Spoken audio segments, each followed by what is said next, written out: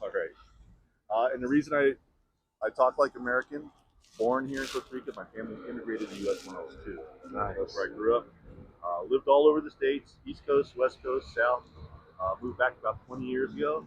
And I've been living here ever since. So I'm a little bit of an expat and a local at the same time. Nice. Still American sports fan, mainly American football. Yeah. Of course, we're always diehard Eagles fans. Yeah. And luckily for us, we're in the heyday right now. So Yeah. just enjoying it. Doesn't last forever. Could be bad times in the future, but enjoying it right now. Yes. Live it up. Yeah, you gotta live it up while it's there. Yeah. It can go away like that. So Yep. gotta enjoy it while it's here. That's true. All right. All right. So let's get started. All right. All right, Andre. Nice to meet you. Nice to meet you. All right. So here in Costa Rica, we have a phrase. It's a phrase we use all the time. It's a phrase you're gonna see in the marketing and the T-shirts, baseball caps. You'll see it on websites, maybe at the airport or your hotel. Yeah. You might have even heard some people say it along the way. Do you know what it is? Pura vida. Pura, okay, yep, exactly. Pura vida.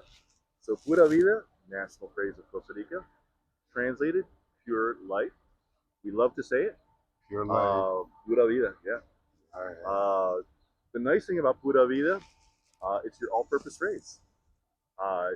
If Hawaii has hang loose, you're in Hawaii, Yeah. pura vida is the equivalent here in Costa Rica. Perfect. I would also say it embodies the spirit of the average Costa Rican. Most people are very kind, very humble, very nice people. The pura vida spirit. So I hope you get that experience along the way. Definitely. One way you can encourage it, just say pura vida to everybody.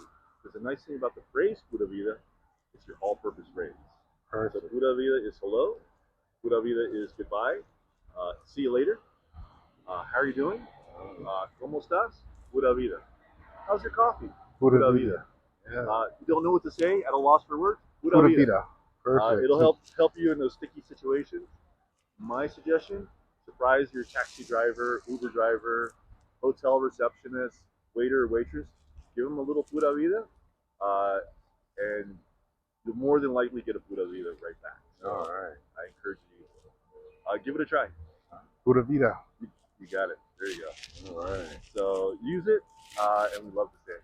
There's exceptions. If you've been in traffic, rush hour traffic, there's no pura vida on the road. But in general, people All right. Cool. All right. The nice thing about Costa Rica, it's a small place. Very small country, about the size of West Virginia in the States. Okay. Advantage of being a small country, you can access a lot of very beautiful areas in a short amount of time. Yeah. In theory, a person staying here for 10 days to 2 weeks, you can experience one coast and the other coast. One weekend you can be on the Pacific, another weekend you can be on the Atlantic. Nice. This is the side where you see the whales and dolphins most often. Yeah. Also, amazing sunsets, like the West Coast, like in California. So it's a great place to have a beer or a glass of wine, or you're with your friends and see a million colors across the water. So it's pretty beautiful. And also, depending on the time and the conditions, a chance of bioluminescent plankton. So you can swim in the water, the whole water is glowing. Nice. So it's pretty gorgeous. Yeah. Tiny country, yet we have up to 6% of the world's total biodiversity. Wow. So super rich in nature. Monkeys, squirrels, caimans, tree sloth, deer, zillions of birds, zillions of plants and orchids. Are you going to get a chance to get out of the city at all? No. Okay. All right, we'll see the nice parts of the city. Cool. And also give you some suggestions that are not so far that you might be able to get an experience of the Costa Rican nature. But you were here before. Yeah. Did you travel around? Went to Jaco. Oh, Jaco. Okay, cool. Yeah. Yeah. Oh, so you did see the sunsets. And, Yeah. All right, cool. Yeah. All right, awesome. And there's a national park nearby also. Oh, all right. So Costa Rica, we have mountains and volcanoes. We're not flat. We're not like Florida. We have mountains and volcanoes. We actually have like over 100 volcanoes. Wow. Most of them are dormant. We have a few that are active. One of them is very active right now, Volcano Palas. The one near the airport, which is about an hour that way, Yeah. is basically off limits until further notice. Yeah. They monitor all the volcanoes very carefully University of Costa Rica, and they have seismographs, teams, and things like that. Yeah. They have a rating between 0 to 5. Once it reaches level 2, no visitors. So we're at the point, no visitors. All right. But all the other ones are fine. It's pretty interesting right now. Yeah. Where we are in San Jose, we're at elevation. We're about 1,100 meters elevation. It's a little cooler here in the city. What that means is nice breezes. Yeah. So when you're in the shade, it's a nice breeze. Yeah. There's actually a noticeable difference between standing here and standing here. It's a noticeable difference. Definitely. But if you're in Jaco, you already know it's Yeah. hot 24/7. Yep. So here in the city, the advantage is due to the elevation, cool breezes here in the city. But we are in rainy season. I guess you were here yesterday, so you know we get this super rain. Yeah. You know what those are called? What do they call them? Aguaceros. Aguaceros. Aguacero. So aguacero is like fast developing rain.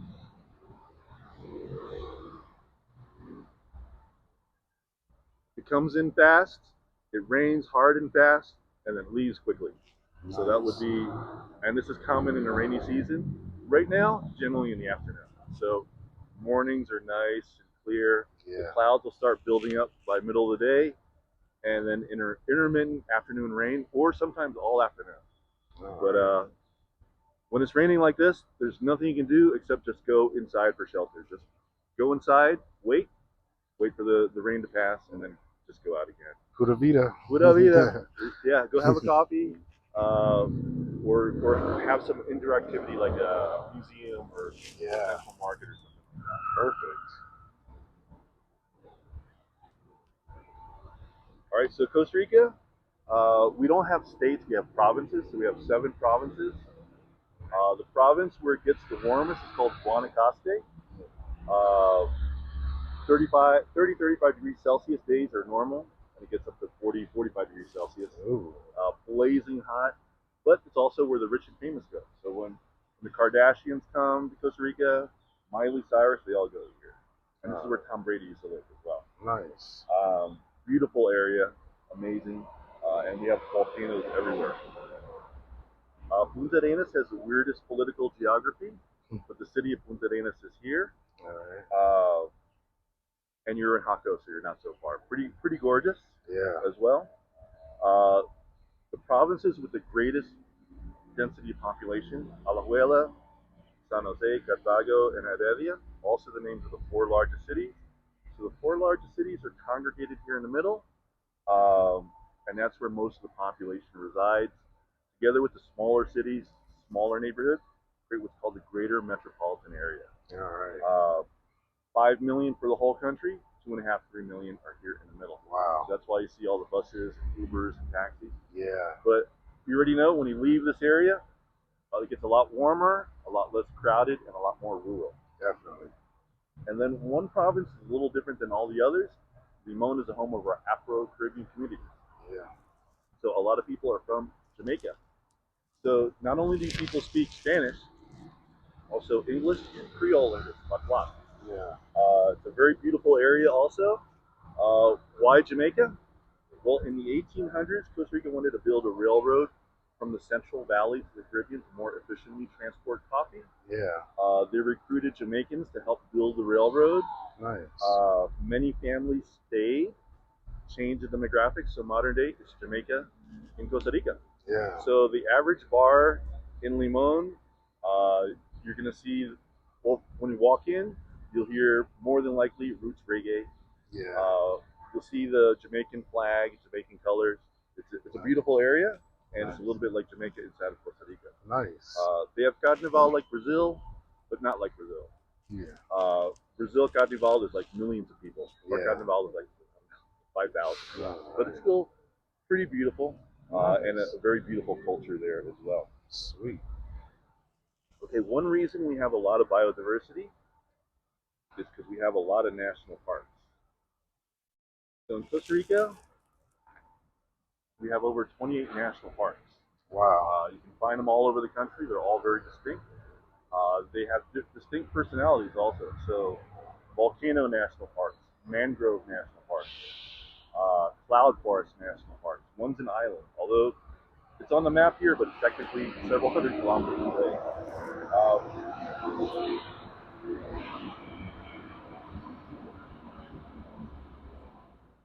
But all those national parks adds to the biodiversity. So 6% of the world's total biodiversity. One big reason is we have a lot of national parks, and a lot of them are actually secondary forests. Nice. So primary forests means they've been here forever. Secondary forest means that perhaps at one time they had a different function. Well, maybe 100 years ago, when we were not so eco-conscious, they would clear the jungle to plant banana trees or pineapples or whatever. Over time, as more environmental awareness broke through, they said, okay, well, maybe we should set aside this land and give it back to the animals. So here's the cool thing. You can see the national parks in light green. If we add up the light green area, it adds up to about 25% for 1/4 of Costa Rica as national parks. One big reason we have 6% of the world's total biodiversity. So I'll give you that. You just clip it on and the noise won't pick that up. It'll just pick up you. There you just clip it on your strapper. Okay. Wow. Yep. That solves that problem. It'll just pick up you, so it's pretty cool. That's very interesting. Now you're giving me ideas. Yeah, it's pretty nice. I saw a video of a guy, and he looked like a crazy guy. He's just walking through a city. I think it was Barcelona or somewhere. He's walking through, taking a photograph, taking another photograph, and he said this is his activity for the week. And then at the end of the week, he fast edited it all together, so it looks like a person moving light speed through the city. Nice. Outside and inside, and the lights are coming out. It's like, wow. Yeah. So, like, maybe I should learn some editing techniques and video techniques, because I have friends who do stuff like that too. Yeah, it's a nice little hobby. Yeah, need to up my game in the digital world.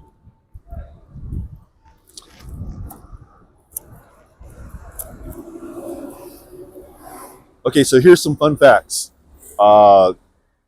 We have 28 national parks. Let's contrast that to the United States. 56 national parks. We have 28 national parks, but we're a tiny little country. And if we add up the light green area, it adds up to about 25%. 1/4 of Costa Rica is set aside for nature. Many of those are secondary forests.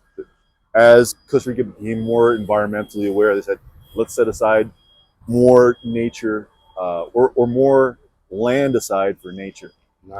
So the nature came back in many places, so they're very beautiful. To the naked eye, I can't tell the difference between a secondary or primary forest. But we have a lot of secondary forests, and it's good for the animals. Awesome. All right, here's some fun facts about our national parks. The largest national park is called Chiripo, home of the tallest peak in Costa Rica, the tallest mountain, Mount Chiripo. Mount Chiripo is not very big on a world stage. It's not Kilimanjaro, it's not K2, nothing like that. A little less than 4,000 meters, 12,000 feet. But what that means is, if you can reach the summit of Mount Chiripo, and it's a clear day, you'll be able to see both oceans from the vista point. That's how small Costa Rica is. That's awesome. So there's all kinds of little special things like that. We have waterfalls and jungles and lagoons, so many amazing things. And actually, I've learned a lot on these tours. People are like, oh, I just came back from XYZ and we did XYZ, and I go, I didn't even know we had that option available. So I actually learned a lot from visitors on the tours as well. Sweet. All right, here's another national park. Nearby is a national park called Monteverde. Monteverde is a cloud forest. It's a beautiful area. Just like here, it's elevation, light rain all the time.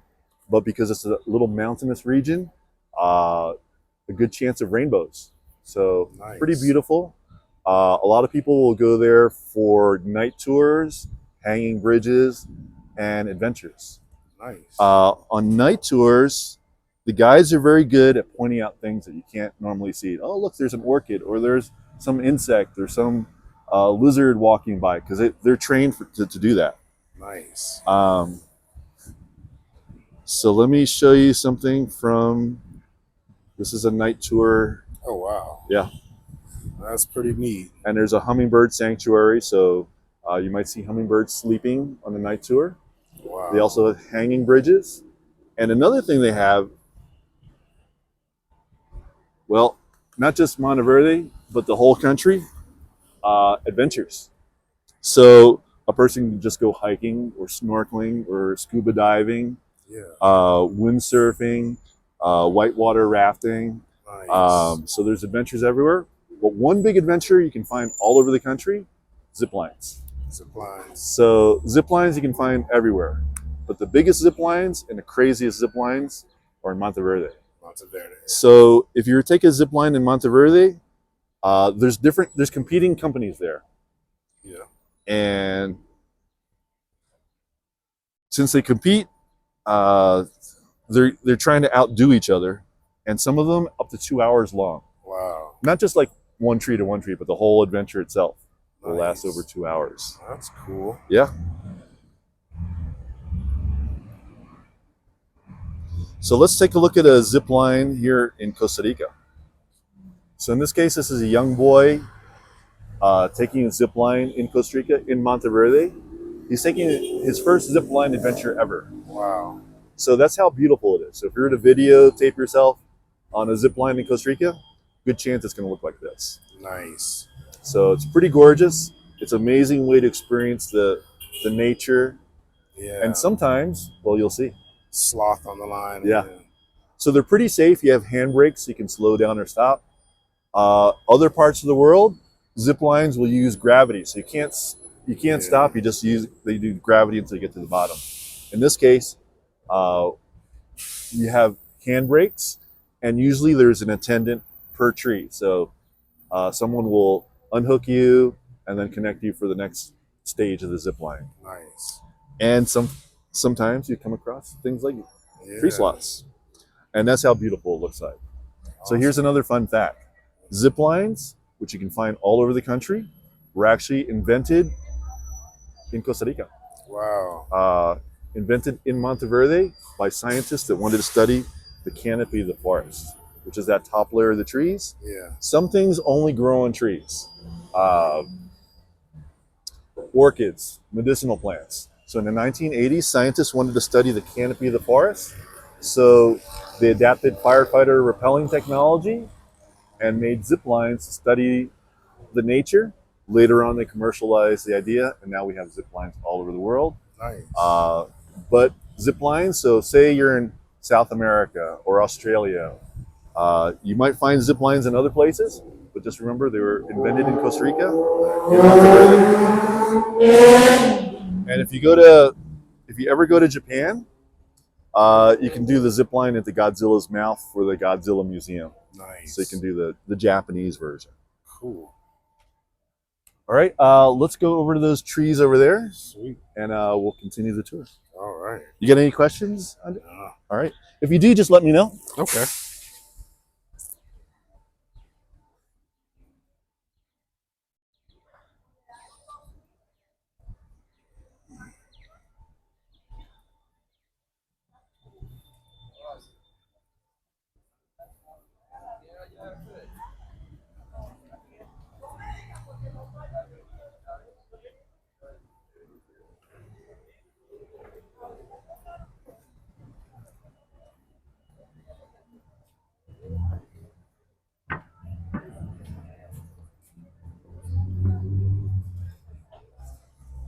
All right, we'll go over to this little area here. Okay.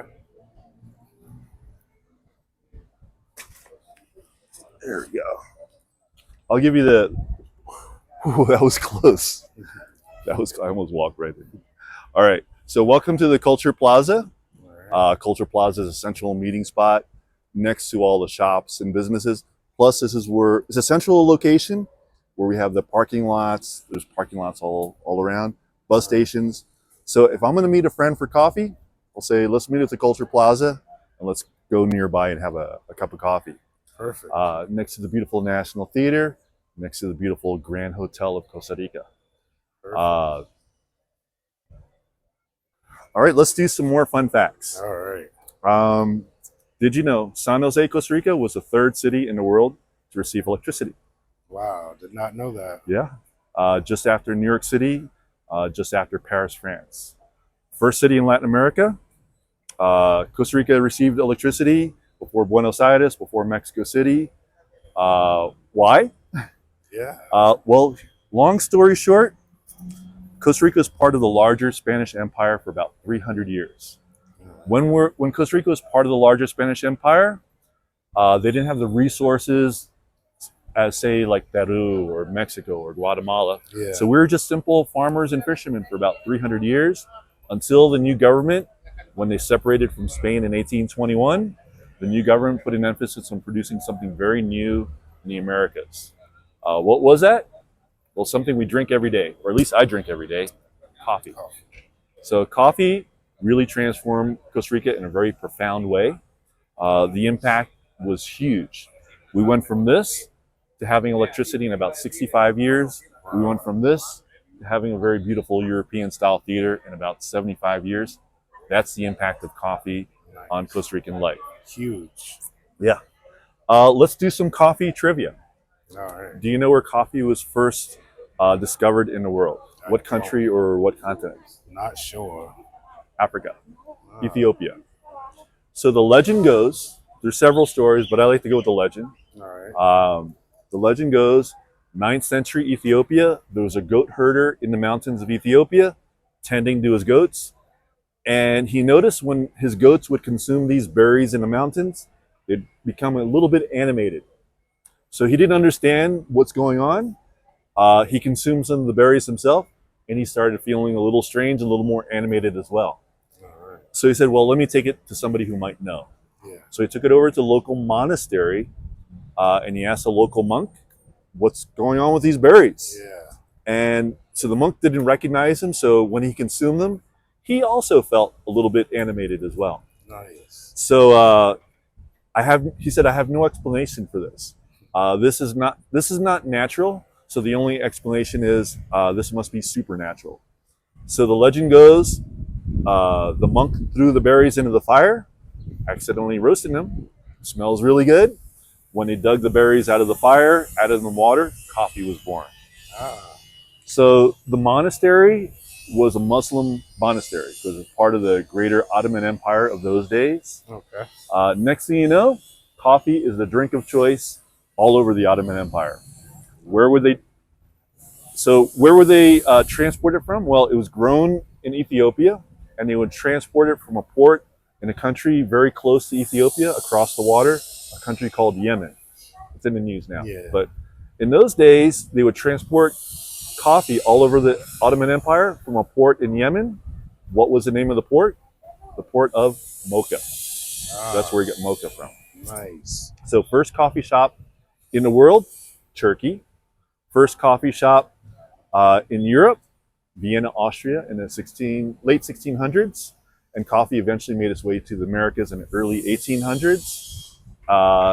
And we had the perfect timing. We separated from Spain. At the moment, coffee was being introduced to the Americas. Turns out Costa Rica had the perfect conditions for growing high quality coffee. Do you happen to know what the two types of coffee are? No. Arabica and Robusta. So those are the most common. There's a third one, Liberica, but the most common, Arabica and Robusta. Arabica is more popular because Arabica coffee is a little less acidic, but you need certain conditions to help it grow.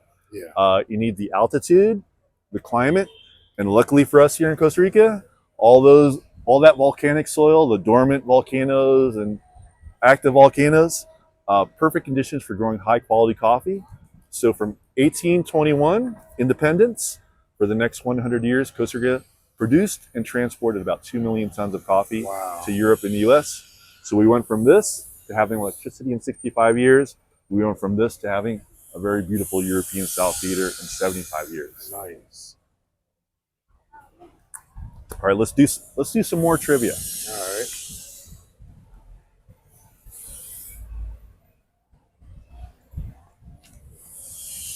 So when the Spanish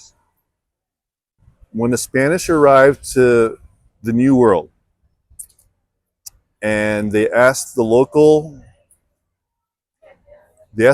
what is the name of your land? The local indigenous replied, we do not understand you.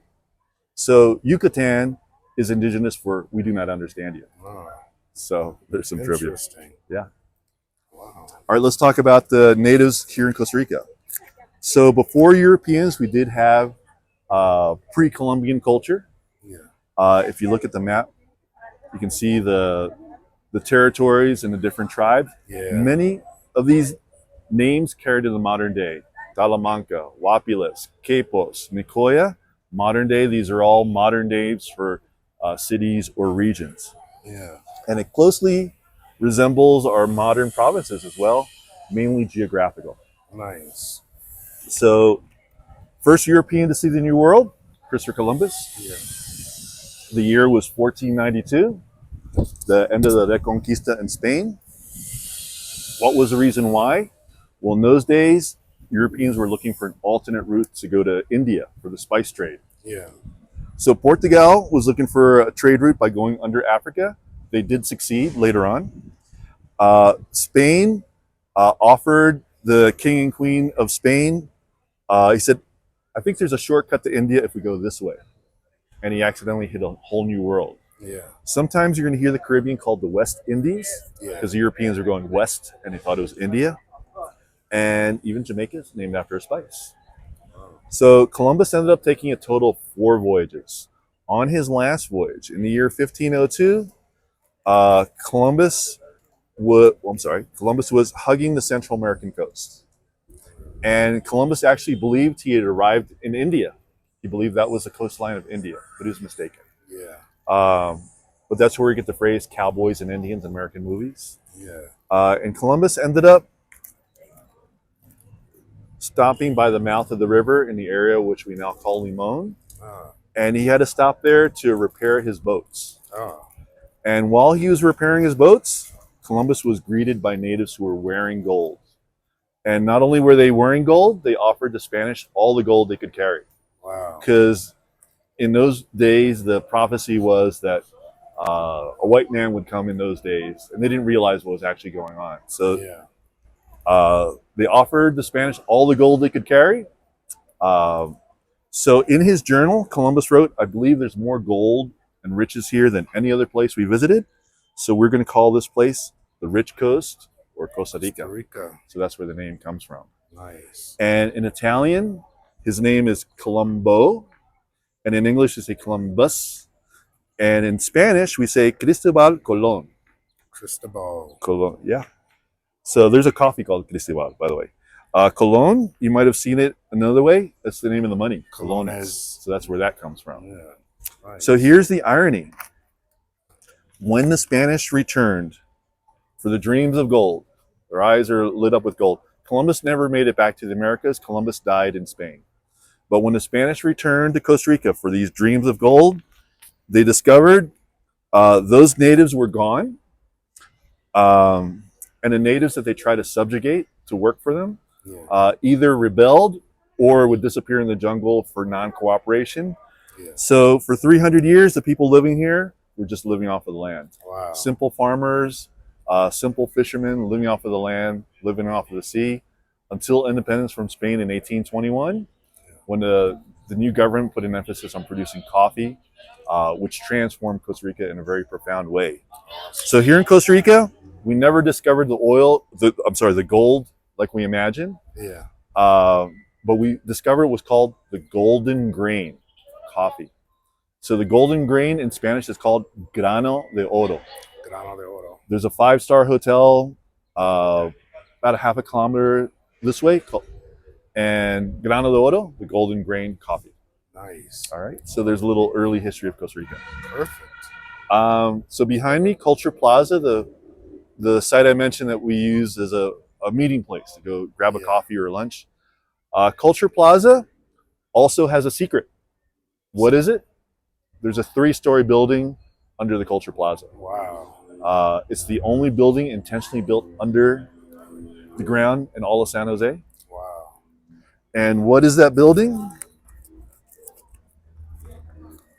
Our gold museum. or Museo de Oro. So the Gold Museum is a three-story building under the Culture Plaza.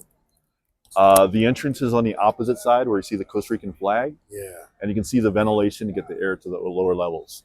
Nice. If we were on the opposite side looking at it, you might think it's a metro station. Not uncommon for people who've been here walking around for a day. They think it's the metro station for downtown, but it's actually the entrance for a gold museum. Nice. It's pretty cool.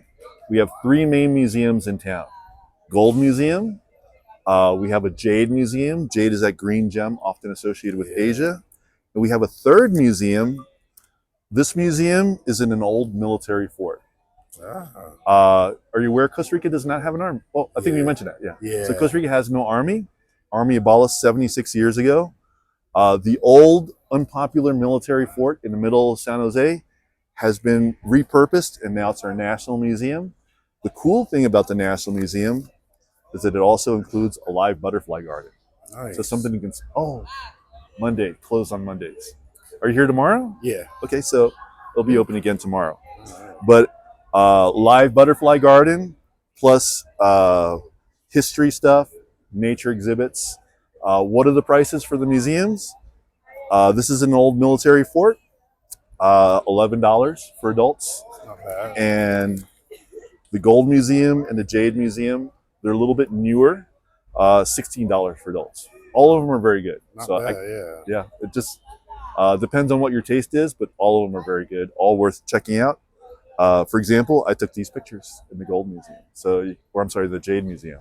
Perfect. So you can see how beautiful it is. Awesome. All right, let's do a little mini survey. All right. So now you know Costa Rica, 25% of the land, national parks. Yep. No army. So also considered eco-friendly country. We've become more environmentally aware over the years. Yeah. So how much electricity do you think Costa Rica produces by renewable sources, percentage-wise? Probably 25%.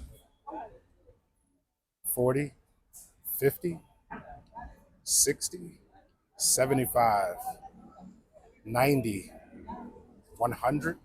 Wow. So since 2014, it's hovered around 98.5, but over the last 2 years, it's trending towards 100% every day. Nice. So pretty much all the electricity is renewable. That's awesome. Interesting. Yeah. What's the breakdown? So I'll have to add it for a future slide in the future. Yeah. But the breakdown would be about 73% hydroelectric, 13% wind farms. So if you drive around the country, you might see some wind farms. Yeah. 13% geothermal, and 1% solar. All right, so there's a popular place to visit called La Fortuna. Often people will go to La Fortuna. There's hot springs. You can go hiking in the mountains. And there's also, besides the volcano, there's a Lake Arenal. Lake Arenal is gigantic. If you arrive, there's also boat taxis that take you across. So otherwise you have to take the long way. So there's boat taxis that take you across. Sweet. And people do adventures like windsurfing and things like that. However, if we were to look at a map of Costa Rica from 200 years ago, we're going to see that there's no Lake Arenal. It did not exist. Wow. Because it's an artificial lake related to the dam. Nice. And the 1% solar, where is it? Right here. So take a look across the street. Do you see the green pole? Yeah. Look above the green pole. Solar panels. So they're at all the traffic lights. So the function is, if we lose power, if there's a power outage in the city, traffic lights are going to function normally. You'll see another one. There's a traffic light over there. So you see the green pole, solar panels, which is kind of nice. Yeah. It doesn't happen often. We don't have power outages all the time, but we have it sometimes. Yeah. And it's nice to know the traffic will function normally.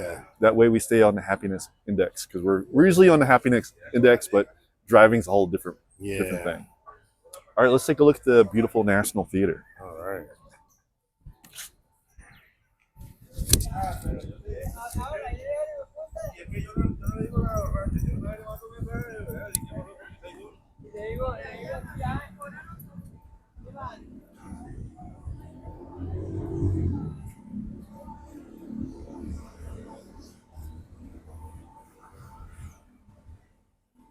Here, I'll give you the better view, All right. and I'll give you the background on the theater. Sweet. So it's a gorgeous European-style theater. Again, built in a time we didn't have anything like that. Yeah. Early days of San Jose, it was a simple place. Buildings in the city, as the city grew, were one-story buildings, dirt roads, simple lives, Yeah. people traveling on horses and carts. So this really stood out when we built it. Yeah. In the old days, we did have a theater, but not to this standard. We had a theater back in the day, but it's a more simple. It was a simpler theater for a simpler time. So let's take a look at the theater. So first of all, it's a gorgeous theater. This came together because of efforts from artists and engineers from Italy, from Spain, from Mexico, and of course here in Costa Rica. It took a long time to build, over 7 years to build the theater. Wow. If you look at the roof, you'll see some very beautiful statues. Yeah. These are quarried and sculpted in Italy, so Italian marble, classical themes like music, classical themes like dance, and in the middle, fame. If you look under the statue in the middle, you'll see the dates that they built the theater, 1890 to 1897. Translation, about 75 years after independence, about 75 years after Costa Rica was just a simple place. Nice. Still an operational theater to this day. Shows are usually more traditional.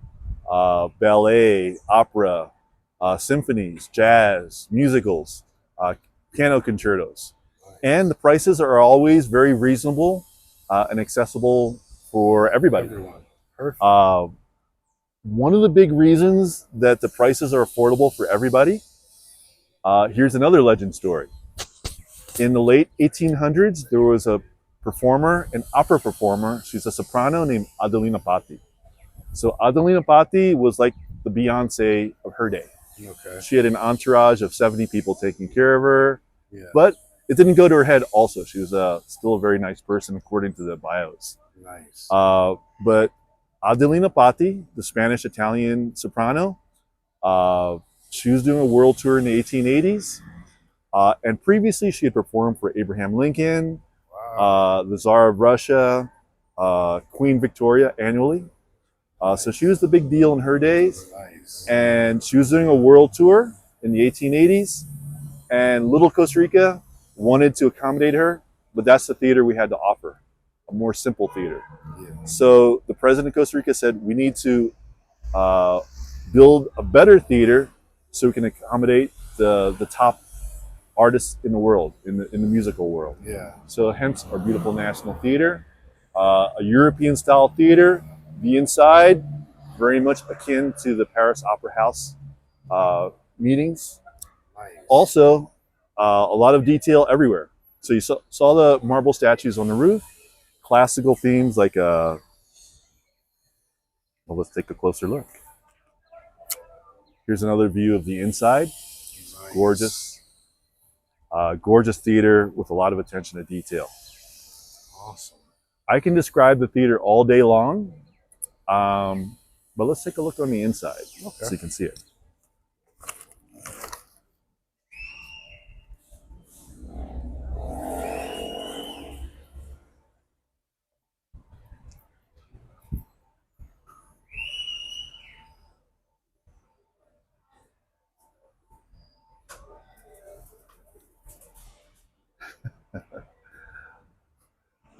Buenos días, don Victor.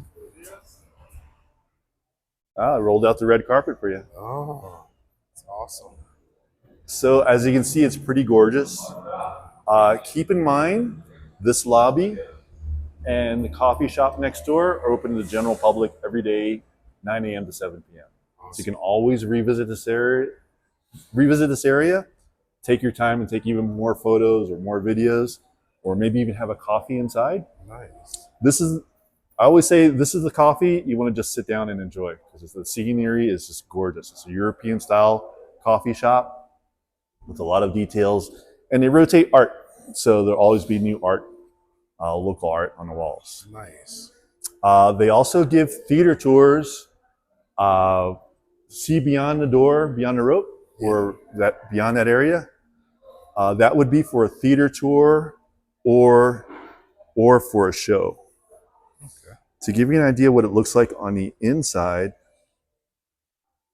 here's another perspective of the inside. Nice. Yeah.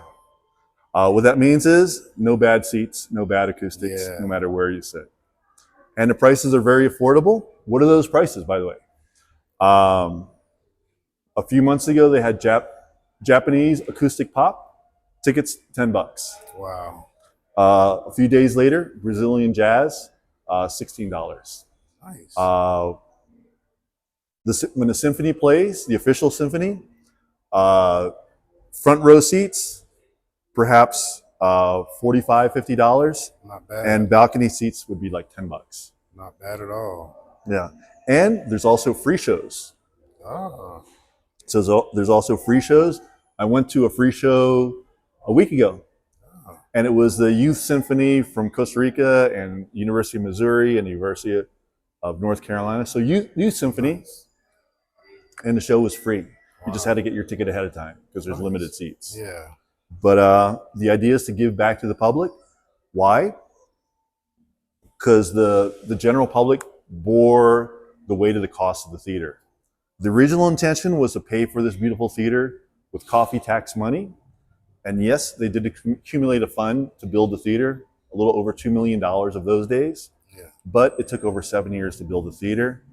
Cost overruns, mainly, transporting material takes time. Yeah. Producing the art takes time.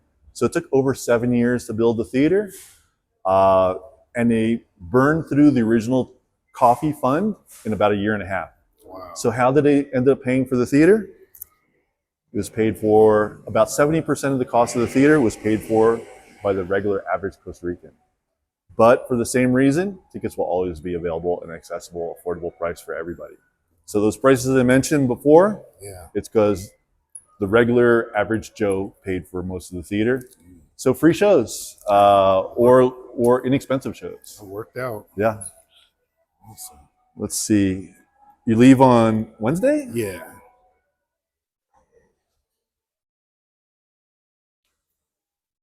So it either be tonight or tomorrow night. Let's see if we have anything.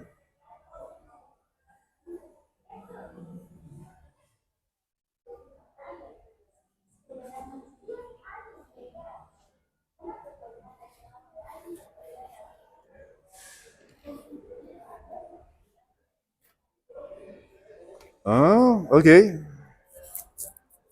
Tomorrow, there's a piano. Ah. Tomorrow, midday. And the tickets, translation, about $8. It's not bad at all. So it'll be a flat fee. When they have these shows, that's a flat fee. The earlier you arrive, the better the seats. Yeah. So if you arrive super early, you'll be sitting over here. If you arrive super late, like one time I went to a free show and I couldn't find my keys. Oh. So for like 10 minutes, I couldn't find my seat. I arrived after the show had begun. Where did I go? Balcony. It's balcony. So the earlier you arrive, the better the seats. Nice. Where can you get your tickets? You can either buy them online at the Teatro Nacional website, Yeah. or physically you can just walk out, you make a right, and then outside, if you walk on the corridor on the outside, there's a ticket office kiosk and you can buy your tickets there. Perfect. So something to consider. Yeah. And if you can't see a show, or if you don't have time for a show, or the conflict of interest, you can also see the inside of the theater with a theater tour. Ah. So they give theater tours every day on the hour, 9 a.m. to 4 p.m. Perfect. Theater tours are also inexpensive, and they're pretty quick. So 45 minutes long, $7, and you get to see the inside, like they give you the whole tour inside. Nice. Because unfortunately, beyond this area, the lobby and the coffee shop, which are open to the general public, Yeah. you can come back and revisit. All right. But unfortunately not beyond the doors. Yeah. The other nice thing, so you can see, let's look at some of the details. So of course you got the terracotta walls. Yeah. If you look at the door frames, you see the gold paint. Yeah. Has 14 karat gold embedded in the paint. Wow. Again, Italian marble. And also, we have very beautiful paintings all over the building. These are not frescoes. These are oil on canvas. Initially, that's what I thought they were, frescoes. Yeah.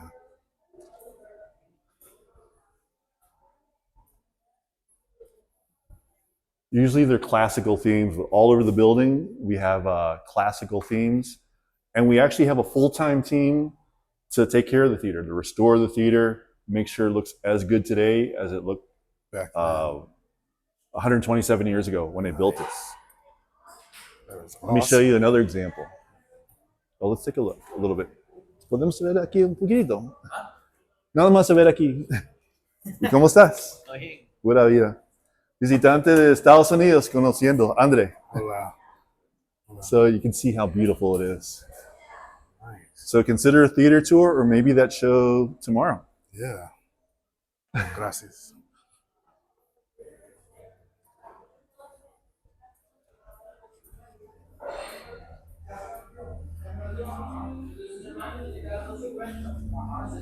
And also the coffee shops open to the general public. So not a bad place to have a coffee. There is a Starbucks on the other side of the Culture Plaza. Why when you have a coffee here? Yes, much better. Buena vida. Hola. And you can see the beautiful paintings on the ceiling. Awesome. So in this case, the lady represents Costa Rica. She's raising a toast and she's celebrating the completion of the theater, wrapped around with the Costa Rican flag. On the one side, you'll see the plans for the theater. And the guy in the bust is the engineer who designed the theater. Awesome. So not so bad. Yeah.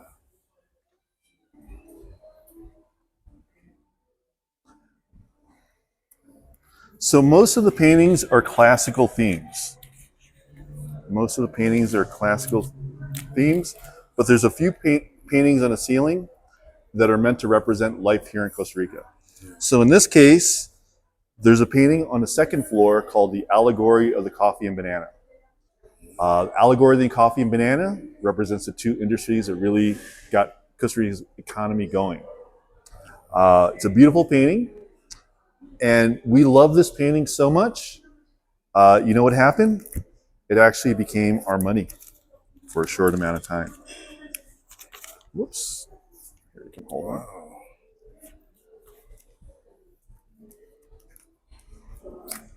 So this money was in circulation in the early 1990s. Wow. Modern day, it's a souvenir, so you can't spend it. Plus, if you see the value, 5 colones, Yeah. modern day, that value would be the equivalent of about a penny.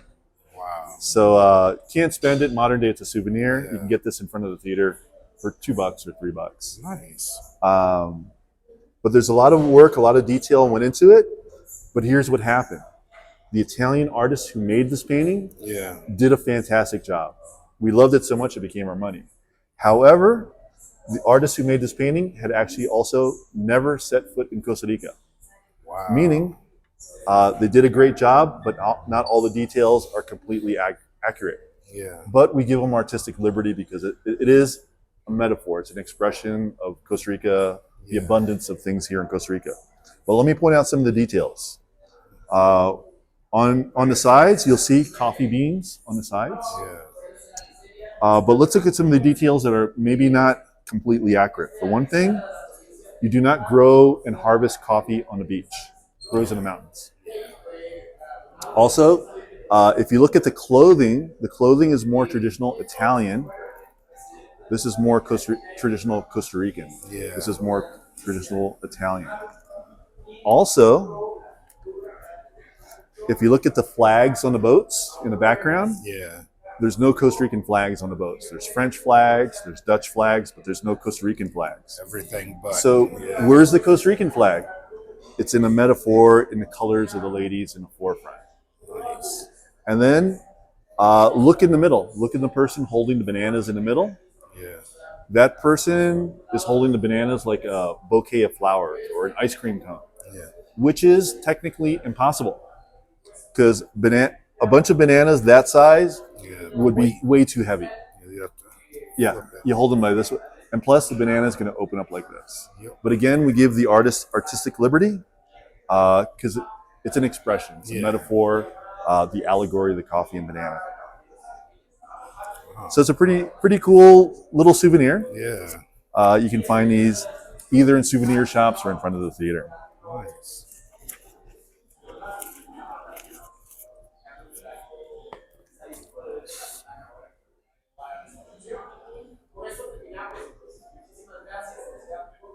All right, and if you travel Costa Rica,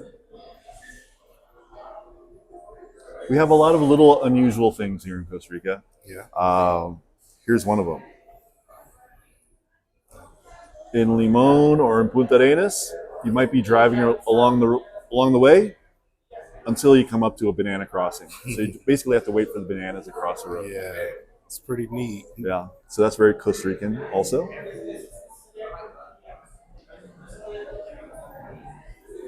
Okay, another thing is that local farmers will allow their cows to roam freely. Oh, they're getting ready to finishing a tour. Local farmers will allow their cows to roam freely. Wow. So if you're in a country road, cows are roaming freely. They always make their way home. They're not worried about losing them because all the farmers know each other. So, yeah. But sometimes you see some weird things.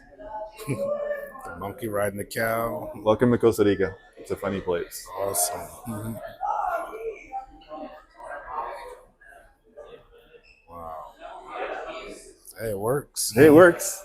Pura vida. Pura vida. Also, on the Pacific coast, near Jaco, where you went to, I don't know if you stopped by, but there's a tall bridge overlooking a river. The river is all full of crocodiles. So it's a popular place for visitors to stop and take photos of the crocodiles. Yeah. In this case, this gentleman dropped his iPhone in the crocodiles. So that's why he's a bit upset. It's not getting that back. Not getting it back. It's gone.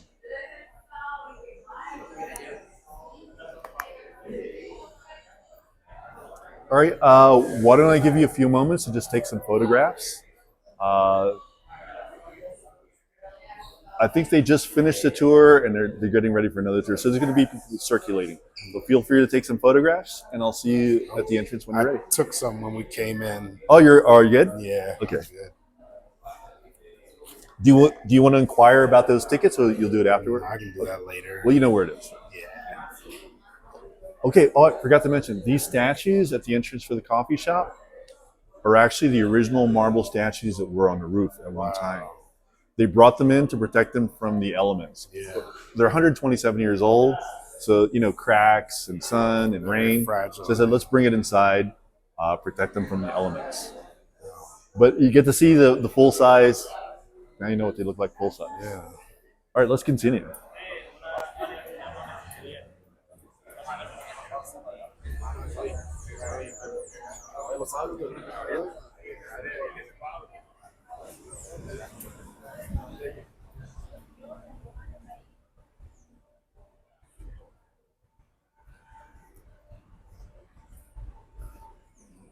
Nice sunny morning. Yeah. Got to enjoy it before the clouds come in the afternoon. All right, cool. I hope that gives you a little perspective of the National Theater. Yeah. This is just the one picture I didn't get to take yet. Okay.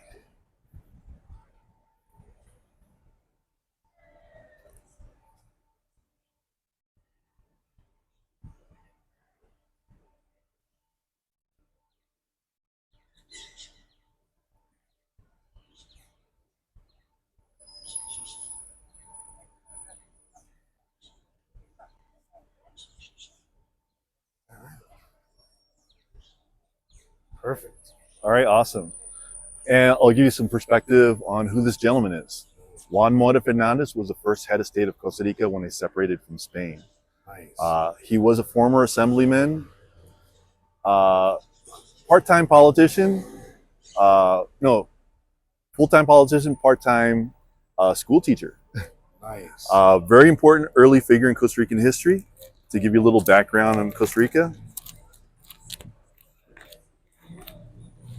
when the Spanish arrived to the New World, they claimed most of North, Central, and South America. Not good for the natives, obviously. Yeah. This area was called New Spain, and we had New Spain, New England, New France, New Amsterdam, Nova Scotia, etc., etc. Yeah. If you notice, New Spain has a subdivision called the Capitancia de Guatemala. Yeah. Before Europeans, it was called the Kingdom of Guatemala. Yeah. This area, this region, reported to their bosses in Mexico City, who then reported to the King and Queen of Spain. Wow. Now, what happened was, in the early 1800s, Mexico had a revolution. They said, we're going to separate from Spain. So they fought the Mexican Revolution, successfully won the Mexican Revolution, and separated from Spain September the 15th, 1821. Nice. Now, what happened to this region? Well, they were technically part of the same boat. Yeah. So they automatically became free. Nice. And Costa Rica was kind of at the bottom rung of that area. Yeah. So it actually took about 30 days for the news of independence from Spain To travel. here. So we didn't even know we were independent for about 30 days. Wow. We received news about 30 days after it happened with a horseback rider who came in town and said, oh, by the way, Mexico won the revolution, so you've been free for about 30 days now. Wow. So when they separated from Spain, they had to form a government. So Juan Mora Fernandez, first head of state, helped form the government, helped write the Constitution. He's also the person who put Costa Rica on the road to being more successful by giving away land. It's about a 5-year process to produce coffee on a regular basis. So he gave away land in order to produce coffee, to encourage it, Yeah. incentivize it. But it's a 5-year commitment before you start getting a regular yield on your crops. So it's a 5-year commitment. But the people who stayed with it became millionaires of the future. Yeah. So he altered the course of Juan Mora Fernandez, altered the course of Costa Rica, helped write the Constitution, also put an emphasis on literacy and education. So that's why he's leaning on an old school printing press. Nice. And by putting those political stability in the early days of Costa Rica, he helped it grow in a very profound way. So remember, we're talking about Guanacaste, Yeah. where the rich and famous Tom Brady and the Kardashians, all that. Yeah. This used to be part of Nicaragua. Ah. So when Costa Rica separated from Spain, Juan Mora Fernandez and the early Costa Ricans, they put an emphasis on education, writing the Constitution, coffee, and things like that. Yeah. What did Nicaragua do when they separated from Spain? They got into a very ugly civil war. Ah. So the farmers who were living in Guanacaste, they wanted no part of the civil war in Nicaragua. So what did? They asked Costa Rica, can we join you? Because this was Costa Rica before. Wow. So they said, can we join you? Can we just get annexed? We don't want to be part of this crazy mess over here. Yeah. And now we have Guanacaste. And now this is kind of like, well, where the rich and famous go. Nice. But that wouldn't happen if Juan Mora Fernandez had not put an emphasis on all these critical early decisions. Yeah. All right, we're going to continue. I just want to wrap up the building that's next door, the Grand Hotel of Costa Rica, first 5-star hotel of Costa Rica. Wow. Built about 30 years after a national theater to accommodate VIPs. Nice. So kings, presidents, prime ministers. There's a presidential suite. We have to wait on a cigarette just a minute. Yeah, I'm just popping the trash off now. Right in, so public places like this, like museums or like this, you see the security guards, they'll come over. Yeah. But once you're on the sidewalk in a public place, you're fine. Yeah, I just want to rip my trash off now. No worries, no worries. So originally called the Old French Hotel, Yeah. originally the first 5-star hotel of Costa Rica. Modern day owned by the Hilton family. Modern day, there's a bar and restaurant with a great view of this area. Nice. So take the elevator and take some pictures from up there also. Nice. There's a presidential suite, $700 a night, where 3 U.S. presidents have stayed. And one time I had a visitor on the tour. He was staying in the presidential suite, but he didn't know what it was. Wow. Because this is owned by the Hilton family. So he just upgraded with his Hilton points, Yeah. and he was staying in the same room as the U.S. presidents. Wow. And I wanted to ask him, can I just go to your? Can I just touch the desk? This is where John F. Kennedy stayed. I'd like to just see it in person with my own eyes once. Yeah. But still a beautiful hotel to this day. Definitely. All right, we're going to go in this direction. We're going to talk about the food and culture of Costa Rica. Perfect.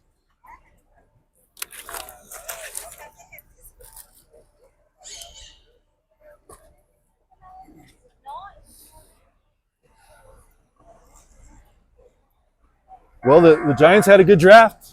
Yeah. And they had a good draft last year, I would say. Yeah. But the general manager and the owner are under a lot of fire because of the Saquon Barkley decision. Yeah. That kind of blew up in their faces. Yep.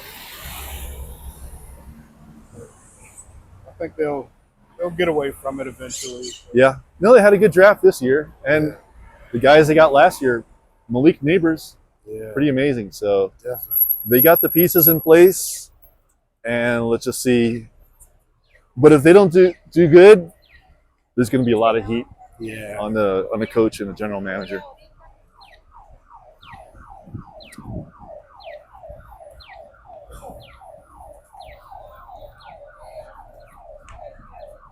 And they got to fix that stadium. Yeah. Or just tear it down and start a new stadium. It's coming eventually. Because it's pretty much hated by everyone. Yep. Everyone. It's like Philadelphia used to have this stadium called Veteran Stadium. Yeah. And everybody hated playing it. It was an artificial turf. Yeah.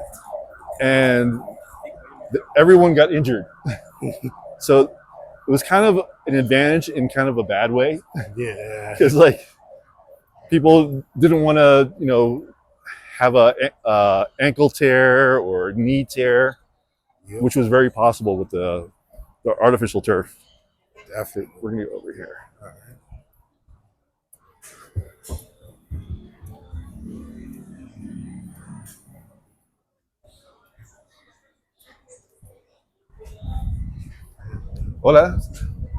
Hola. So we're going to talk about food and culture. So try to give you a well-rounded tour. So we did a little bit of history stuff. Now we're going to talk about the food and culture of Costa Rica. And you said you're in Costa Rica before. You went to Jaco. Yeah. And you've seen some other Latin American countries. Yeah. So you probably already know, as you walk around, you're going to hear loud music everywhere. Yeah. Salsa, merengue, reggaeton, dance hall. For some reason, 80s music is alive and well here in Costa Rica. It's coming back. It's coming back. There's Michael Jackson again. Yeah. So you'll be in the most unlikely of place. Like you'll be in a cell phone store, or maybe buying a raincoat, or in a butcher shop, or a panaderia, a bakery. Yeah. And you have like the salsa music going on. That's normal. Also, there's street sellers yelling at full volume all the time, which is kind of a crazy scene in itself. Yeah. So that's the normal sights and sounds of the city. Loud music, street sellers, not just Costa Rica, but Latin America in general. Definitely. Now let's talk about the food and some ways to save some money. So unfortunately, over time, Costa Rica has become more expensive. Yeah. A lot more expensive than other places. So what I try to do is share some tips on how you can save some money while you're here. One of your big expenses when you're traveling Costa Rica is going to be food. Yeah. So how can you save money on food? Think and eat like a local. So I don't know if you walked around, but you might see signs that say soda. When you see soda doesn't mean Coca-Cola or ginger ale. Soda means family-owned restaurant where you can get typical food here in Costa Rica. Awesome. Soda doesn't also necessarily mean Costa Rican. It can be soda colombiana, soda venezolano, soda peruana. All it means is family-owned restaurant where you get more typical food. And typical food is generally better prices because there's restaurants ready for your hard-earned dollar. Definitely. So what's the kind of food we eat here in Costa Rica? Well, just like other Latin American countries, a lot of rice and beans. Yeah. Rice and beans for breakfast, rice and beans for lunch, rice and beans for dinner. Yeah, It's not the only thing we eat, but it is a staple of the diet. definitely. One of the big reasons why is because we were an agriculturally centered economy for a long time. Yeah. So you need those calories, you need those sugars, so you can work outside all day. Yeah. So these types of food, the gallo pinto breakfast or the casado for lunch or dinner, Yeah, are great foods if you're going on a hike, you're going to go walk around. This will fill you up. definitely. So what does casado mean? Or what is in a casado? What is a casado? Casado will be rice, beans, a meat protein, and some vegetables. For vegetarians, there's vegetarian options as well.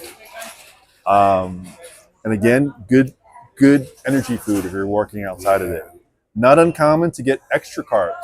You might get some spaghetti. You might get some plantains. You might get some French fries. You might get some potatoes. Yeah. Slice of bread. So carbs, carbs, and carbs. So me, I'm also a carb crazy person.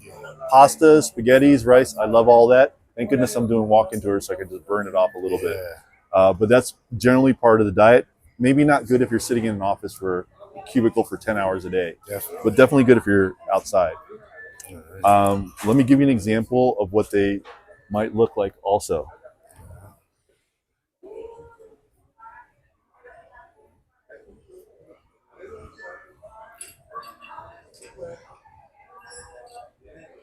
All right, so here's a casado I got a couple weeks ago. Nice. This is a little over $6. It's not bad. And that'll fill you up. Yeah. That's like I mentioned, and you get a lot of carbs, and drink included, and the drink is included. Can't beat that. Yeah. And I always tell people who are maybe they're a couple, ask for an extra plate, and two people could split it. So another way to save some money is just split the costs. And the presentation could be very different. So here again, a casado. Same type of meal, but the presentation is different. So in this case, they separated the beans. They put the chicken in the back, and you get the drink, and it's pretty cool. You get a lot of stuff. Yeah. And then the breakfast is called the gallo pinto. The gallo pinto is a leftover rice and beans recycled. They had onions, bell peppers, cilantro, and spices, and they serve it for breakfast. Usually served with eggs, plantains, tortillas. You see the bowl in the middle? That's sour cream. So we love our sour cream. It's a pretty filling breakfast. Yeah. Yeah. So typical breakfast. Nice and hearty. Hearty meals. And I can show you where you can get some good ones while you're here. Not the tourist trap places, but the good ones. All right. So let's look at the etymology of the words. What does casado mean? Food of the house, casa. Casado also translates to married. So some people say that rice and beans are the perfect marriage. Yeah. Other people will say it's the marriage of rice and beans with the meat of the day. Gallo pinto, this is your breakfast that we just looked at. Yeah. What does that translate to? Gallo is rooster. Pinto means spotted rooster. The legend is, a long time ago, a farmer here in Costa Rica had a spotted rooster in which he invited the neighbors for a party that he was fattening. Yeah. The day of the party arrived, and the whole neighborhood showed up. And he could not accommodate all the guests with chicken. Yeah. So the early guests got chicken. The later guests, he could only offer them rice and beans as a courtesy. And because they had similar markings, gallo pinto was born. So that's how we call our breakfast, gallo pinto. All right. And another way to curtail your costs is just have some of the street food. Yeah. Street food, all different kinds you can find everywhere. Bakeries, you can get sandwiches and empanadas and little things. Great stuff for just walking around, or perhaps you're going on a road trip. Yeah. Also, have you had ceviche? Do you know what that is? Yeah. All right, so here's the Costa Rican version of ceviche. The walking ceviche. Yeah. We put it in bags of chips. So these are like the Doritos of Costa Rica. Yep. So we cut open the bag and we put the ceviche in. Believe it or not, it's a perfect counterbalance to each other. It's like a walking taco. Yeah. Yeah, and then you just throw it away when you're done. This is less than $3. Nice.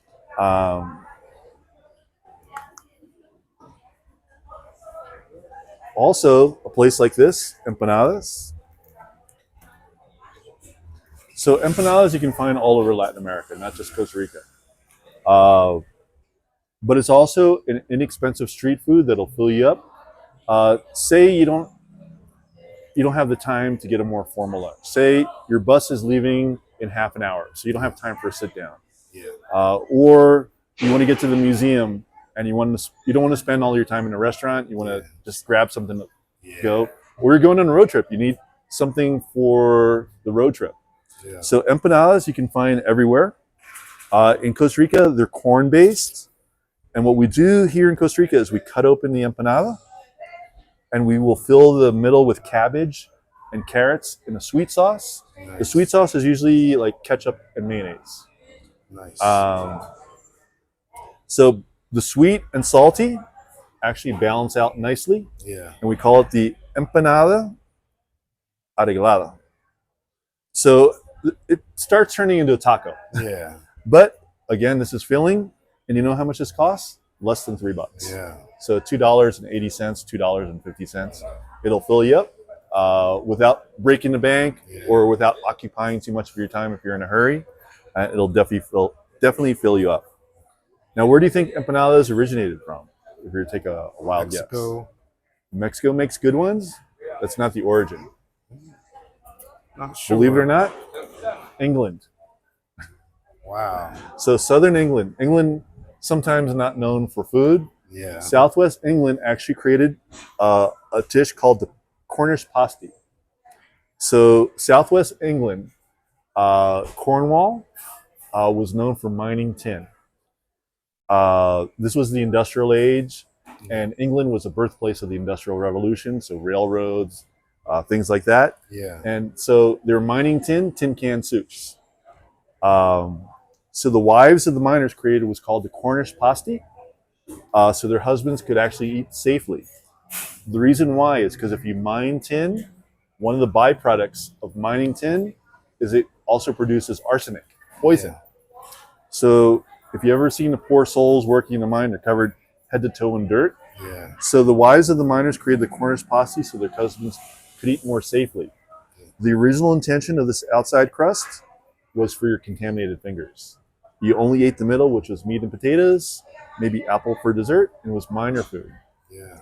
And then what happened was, when the Spanish Empire ended and all these countries became independent countries, they established their own economies, their own governments. Costa Rica, they put their emphasis on coffee.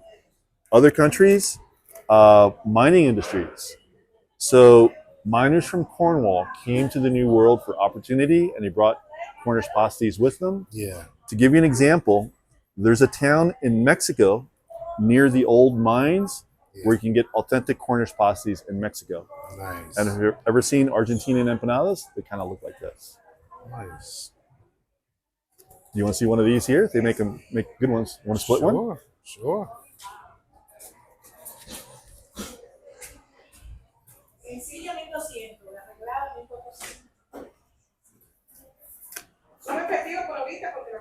So these are the options they have for empanadas. The Mexican is usually like beef in a sauce.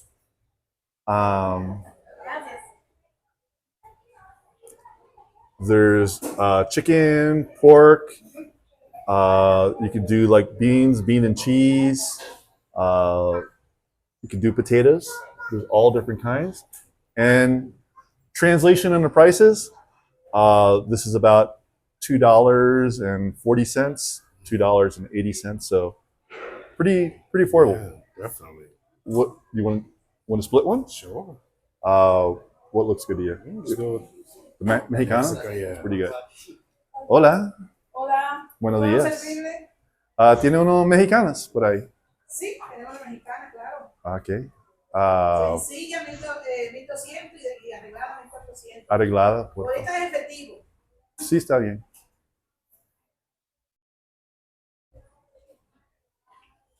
Y no tiene la salsa por aquí. Había una salsa picante aquí, casero de aquí.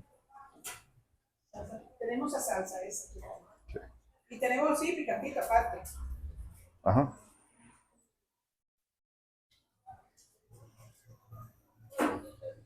Ya la tiene, ya tengo la mano un poco por ahí.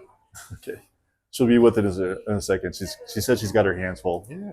So since she's got frying stuff there, give her a minute. Yeah, no problem. But look at these. Prices are unbelievable. Yeah. And this will fill you up for a road trip or just walking around. A lot of people will say, "Oh, my bus is leaving in half an hour." Efectivo, está bien. Arreglada, ¿cuántas? Una.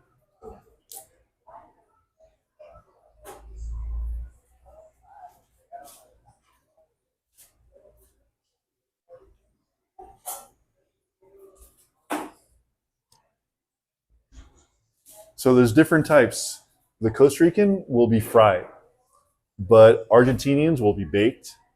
And there's also variations. Like if you go to Limon, they have what's called the pati, so patty. Yeah. But pati, there's spicy version and there's like a dessert version. Yeah. So it's common in Latin America. It might have slightly different names, but the idea is the same. Or if you're in China, it would be like a dumpling. Yeah. Yeah. It's pretty good.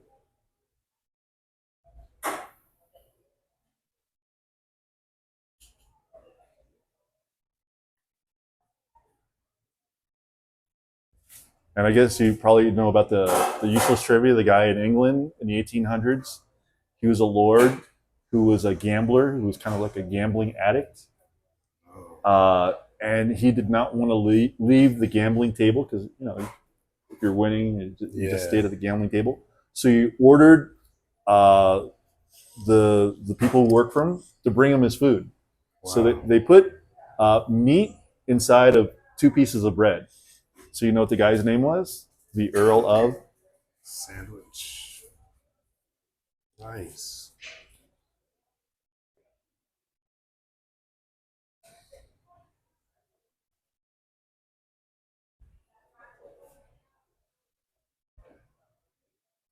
Serían 1,400. Mm-hmm.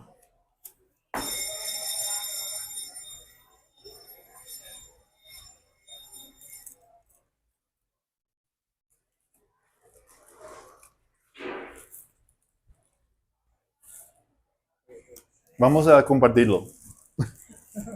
Aquí tienes 600 dólares.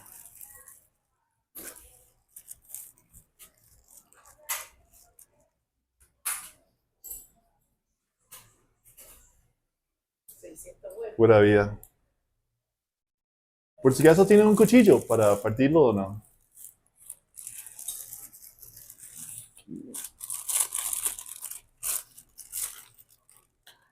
Y la salsa picante, no sé si. Ya se va a ver.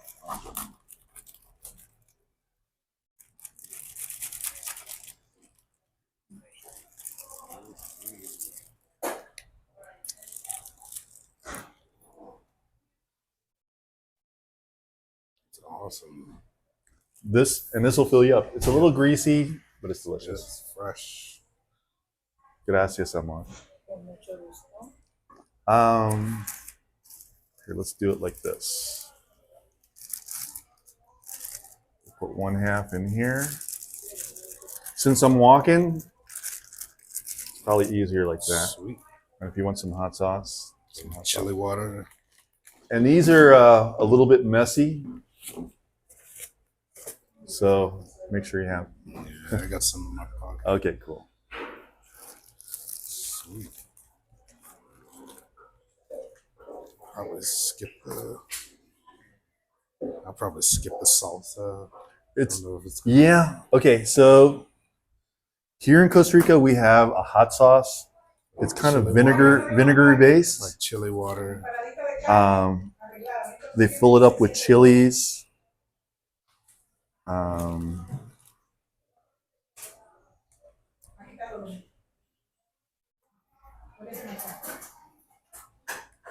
Yeah, good stuff.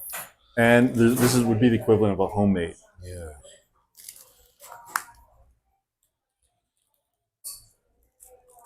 So we got to eat it while it's warm. Yeah. A little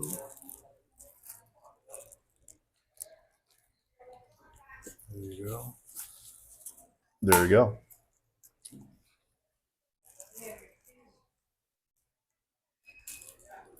Right. Let's do this.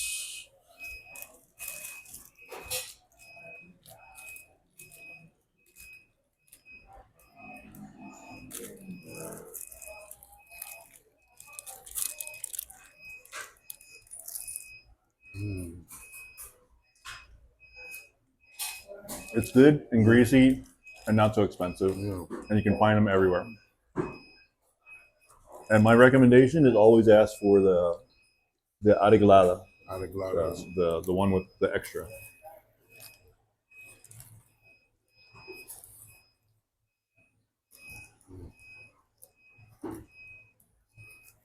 That was amazing. And of course, like I said, the sweet and salty balance out. Yeah, it's perfect.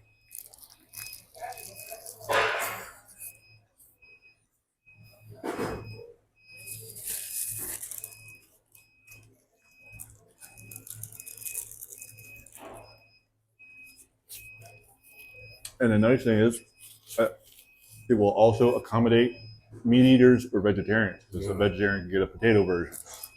Very versatile.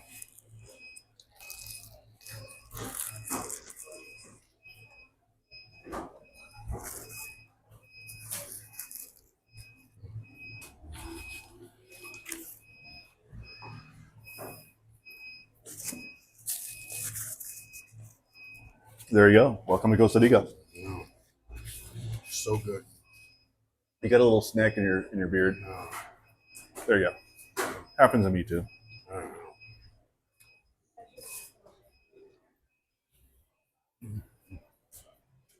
Papito, buenos días. Ayúdeme con una monedita. Papito, para comer.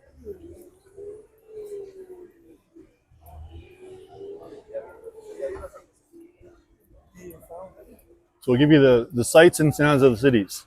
Usually it's louder than this. You'll hear music everywhere you go. Yeah. Let me show you a butcher shop for Costa Rica. Oh. Awesome.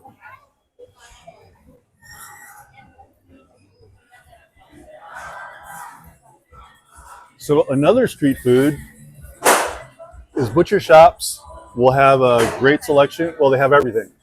So this is like a muscle and a thigh, Yeah. or a breast and a wing. Again, about $3. Not bad. About $3. They're still setting it up. Huge chicharron. Huge chicharrones. Yeah.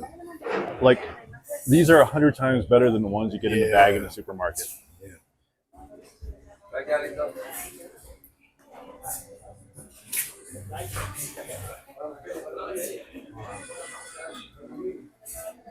Maybe not quite Whole Foods Market, but not so bad. They're still setting up. It's still early.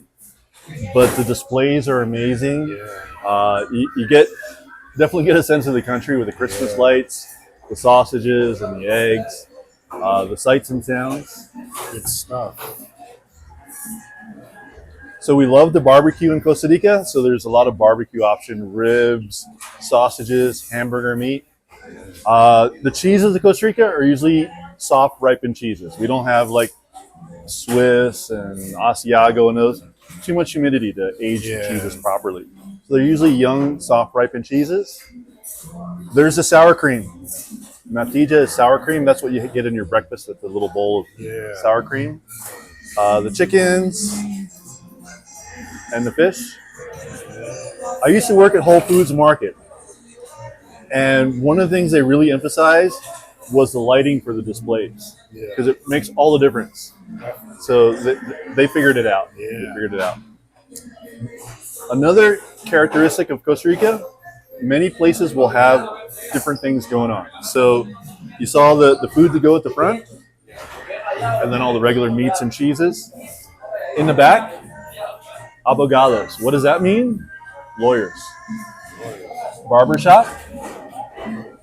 There's a mini super next door. So in theory, a person could grab a snack for now, get food for the barbecue, speak to a lawyer, get a haircut, and buy some booze all in one trip. Nice.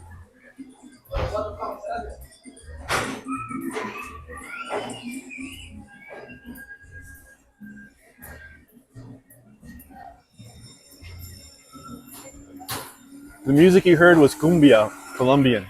Yeah.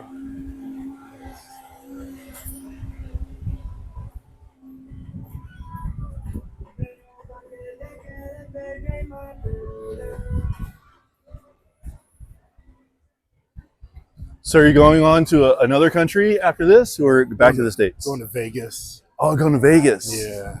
I haven't been to Vegas in a while. I've never been there, so it's first time. I remember it kind of like it blew my mind when I did go, Yeah. because you go in these casinos and the floor area is gigantic, Yeah. and they have these fluorescent lights, Yeah.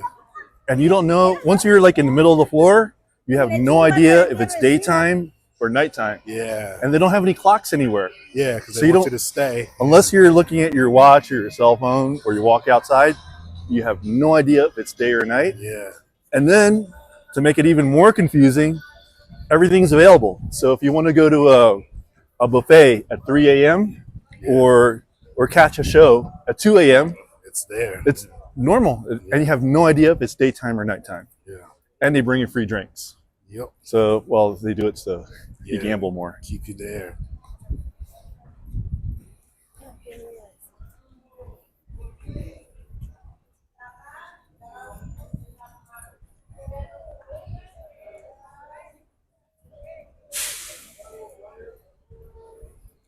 So here's what we love to here in Costa Rica as well, the lottery.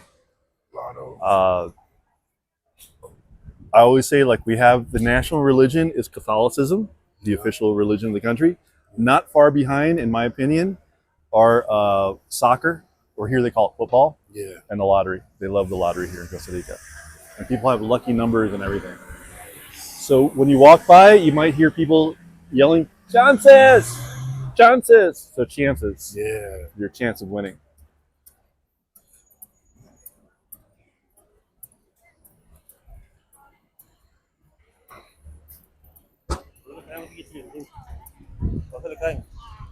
Ah, sí, gracias.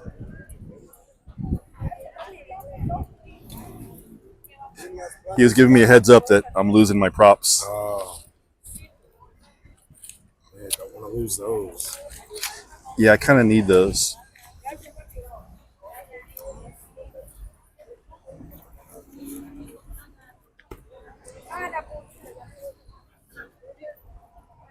And now you start to see solar panels everywhere. Yeah. We'll go over here and we'll sit down. You smoke out here, or What's that? do you smoke out here? Yeah. Let's smoke here. If you want to smoke, smoke here. All right. Because we're going to go sit down in the plaza in a minute. All right. Yeah. But in the plaza, they might shoo you off. Yeah. But here on the sidewalk, they're not going to say anything. Cool.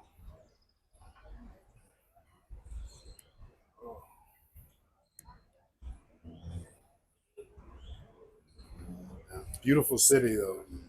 Not so bad. The nice thing is, on Monday, the cleaning crews come out. So Yeah. unfortunately, they don't clean on Saturday and Sundays Yeah. often. So on Monday, the street cleaners come out and they kind of clean out the city, and a lot of people are at work. So Yeah, it pretty makes clean. sense, you know. Yeah. Everybody's here all weekend and they go back to work, so So time, yeah, I give my Sunday tours, and there's like beer bottles and things like that. They come out and clean it on Mondays. To give you perspective of where we are, well, beyond the guys, if you can see the red roof, yeah, that's the red roof of the theater. So we're not Oh, so wow. far from the original starting point. nice. To give you perspective on the other side, that's the Artisan Market. So the Artisan Market is a great place to get souvenirs. You can also walk around. Let's go there, All right. but we'll take the sidewalk. Yeah. We'll take the sidewalk so you can see it. Líneas claro, planes.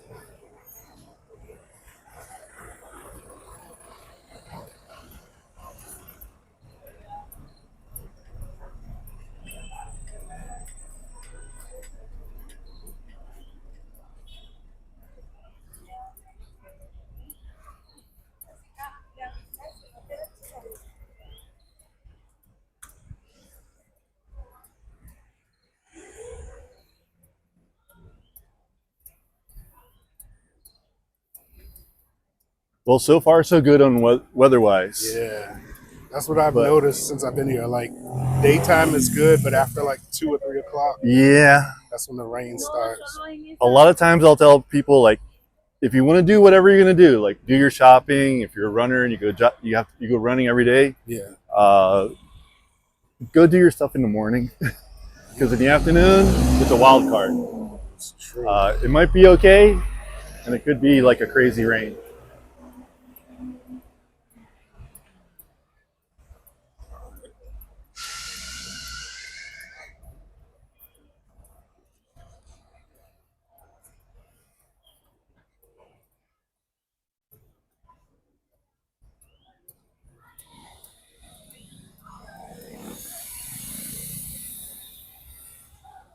We'll give them a second. Yeah.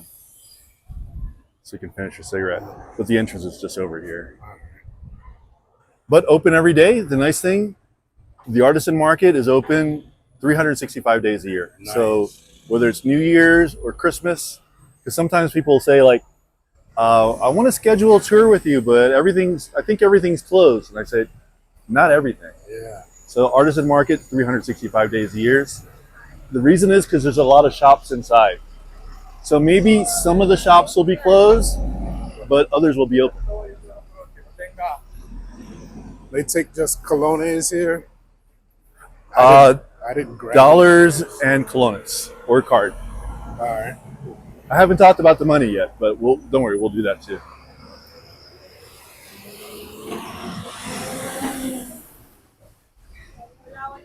Hola. Buenas.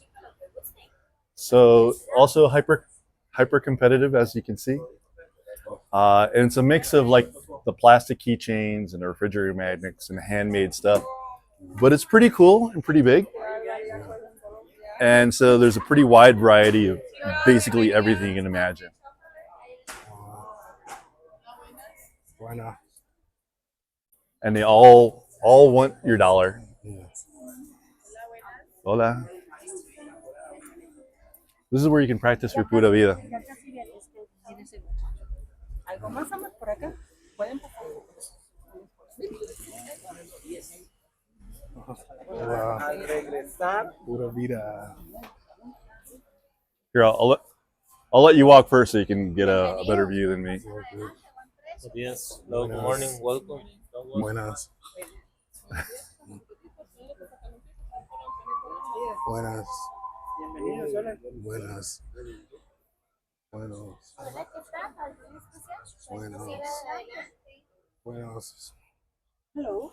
Hello. Buenos. Buenas. ¿Qué anda buscando, amigo? Gorras, banderas. Buenos.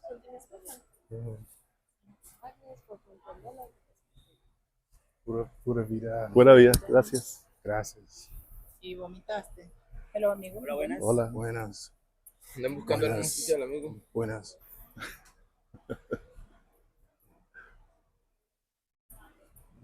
We go back through here. Hola. Hola. Buenos días. Digo lo que gusten, buen precio. Buenos días. You speak Spanish, English, Deutsch, German, French. Inglés. You're welcome, my friend. If you like the discounts, I can put you on discounts. I'll be back. I'll be back. Nice to meet you. Gracias. Hola, bienvenidos, pasen adelante. Hola. Tenemos 6%. Pura vida.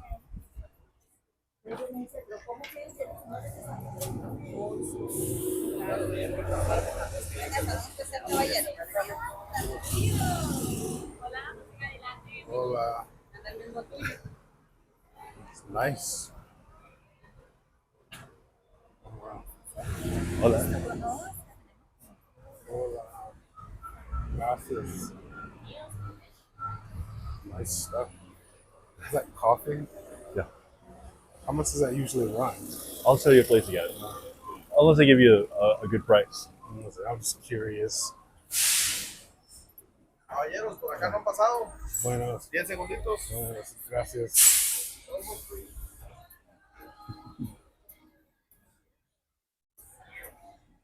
The only thing is they can get a little pushy. Yeah. I don't know if you noticed that. Yeah. So all you do is just politely say, "I'm looking. I'm still looking around." Yeah. But if you feel comfortable, you know. Yeah. But now you know. Yeah. And then we have another one. That's the artisan market. So you saw some more like souvenirs and arts and crafts. Yeah. We have another one called the Central Market that I would also recommend. Yeah. Maybe for your afternoon in case it starts to rain. Yeah.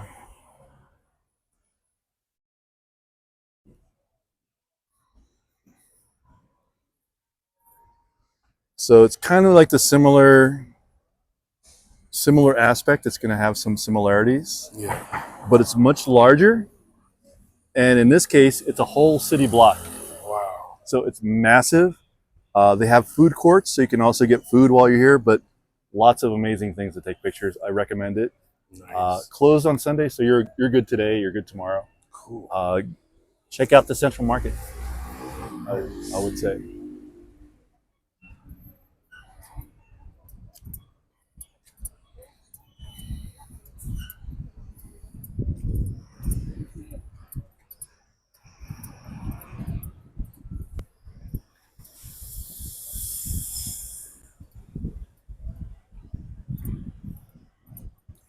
See the clouds building up already. Yeah.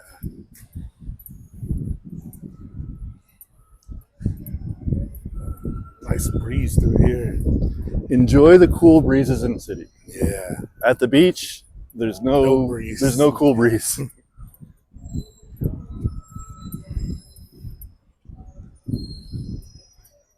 All right, let's go sit over here for just a moment. All right.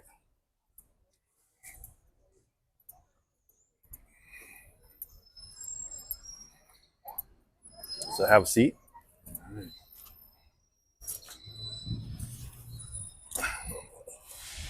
All right, so I showed you the money from the early 1990s that's no longer in circulation. So let's look at the money of modern day Costa Rica. So this is the money of modern day Costa Rica. Also very beautiful money. Year after year, it's always in the award-winning money of the year because it's very beautiful. They did a fantastic job. It's more plasticky money. It's a polymer that makes it more durable in case of like if you wash it, or if you're at the beach, it's not going to disintegrate, and it's more difficult to tear. The money has a beautiful color palette, so it's beautiful pastels, and it'll run in increments of 1,000. So the smallest bill is called 1,000, and in Spanish we call it a rojo. So if you see these street sellers like selling stuff on the street, and you ask, how much is the bag of bananas or apples or whatever it is, often they're going to say un rojo. That means 1,000 colones. So 1,000, 2,000, 5,000, 10,000, and 20,000. That's the largest bill we have here. The US dollar is a reserve currency in Costa Rica. So you can also spend US dollars or you can spend Costa Rican colones. Both are valid. Things like the euro, the British pound, the Canadian dollar, the Australian dollar, things like that, the British real, or I'm sorry, the Brazilian real. You can exchange them at a money exchange, but you can't spend it in a supermarket. So just dollars or colones. If you spend US dollars, your change will be returned in the local colones. To calculate the value is actually pretty simple. Divide by 1,000, I'm sorry, to the US dollar. Divide by 1,000 times 2. No, this is like $2. $2, $4, $10, $20, and $40. So it's pretty easy to calculate. If you want to be 1,000% sure, let me bring this a little closer. There we go. Better. It's too heavy for somebody to run off with it anyway. There's a great website if you're a traveler called XE, and it has currency conversion. Nice. Do you have an Apple? I use Google to convert. Well, the reason I say is because if you have Apple, it's built into your calculator. Yeah, I've got Apple iPhone. So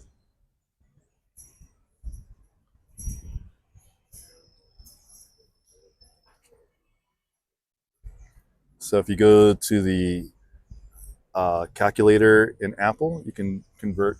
Ooh, it's okay. That's why I have this. Perfect. So you can convert it with your calculator in Apple. Nice. Sweet.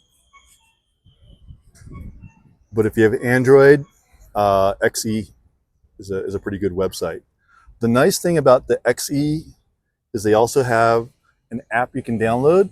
Yeah. And the advantage of the app is when you download it, you can add more than one currency. So instead of just looking one conversion to the other, you can look at 3 or 4 or more currencies at the same time. Nice.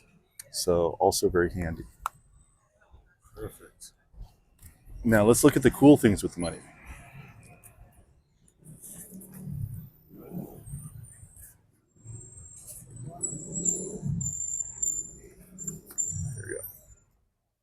So first you can see the sizes are different. Yeah. So they get larger with each denomination.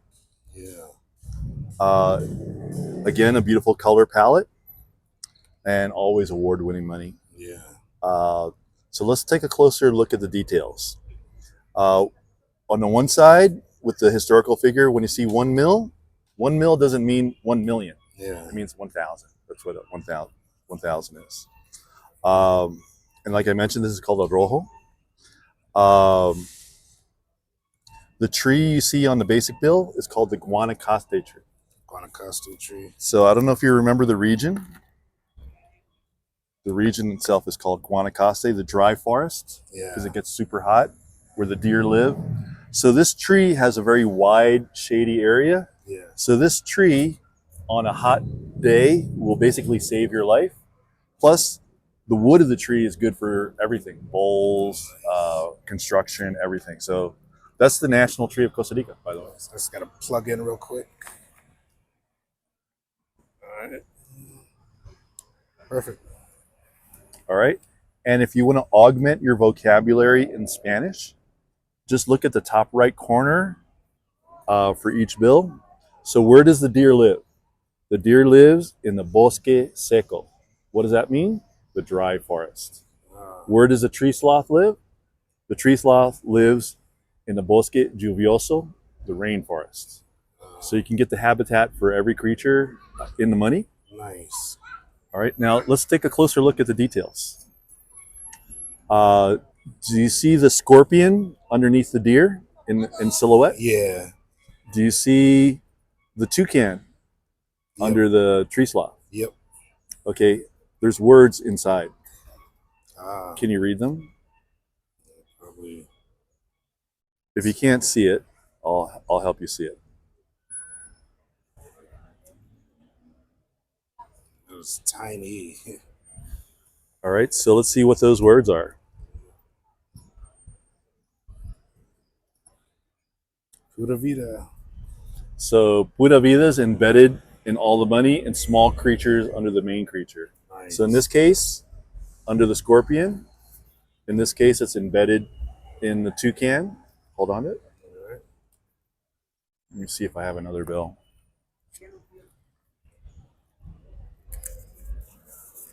Okay, and this one, if you look under the shark, you see a tortoise. Yeah. So again, pura vida. Nice. If you can't see it with the naked eye, you could also just do what I did, just take a photograph and you can expand it with your camera. Sweet. Awesome. But it's pretty beautiful money. All right, let's look at some more details. All right. The money is also interactive to some extent. Yeah. How do we make it interactive? Think of it this way. I'll do one at a time. It's a puzzle. One half of the puzzle is here. One half of the puzzle is here. So what we want to do is connect the two sides of the puzzle to make it complete. And now we have a whole cactus. Ah, nice. All right, try the same with this one. Connect the puzzle and If you're old school enough to remember Mad Magazine, that's what they would do with the back cover. yes, nice. Yeah, so all the money will do it. So if you're at a bar or having lunch with a friend, you can do it with all the money. We're gonna try it again.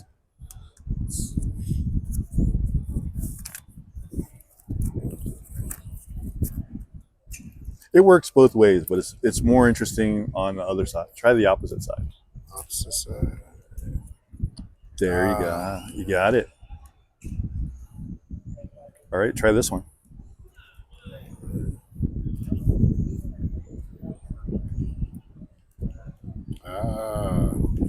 So you can do it with each of the bills. Definitely connects. Okay, also, you can obviously see the holograms. Yeah. And then on the side with the historical figure, you'll see a hologram of Costa Rica. Yeah. Now, touch underneath. Try that one. Braille for the blind. Yeah. So I could actually talk about this for a half hour. There's just so many details in it. Yeah. Tons of But details. when you're having lunch with a friend or over a coffee, share with them the funny things with the money. Yeah. Consider taking some of the money home with you.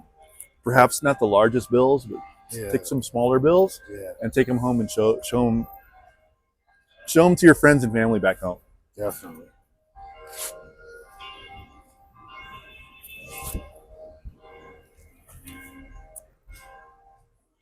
I hope you don't mind. I'm giving you the scenic tour. No, that's all good. You're, that's all good.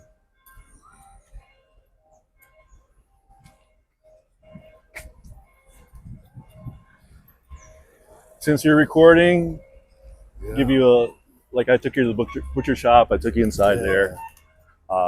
Normally for time purposes, I just scoot along, but that way you can see it with your own eyes and then revisit it if you want to. Yeah.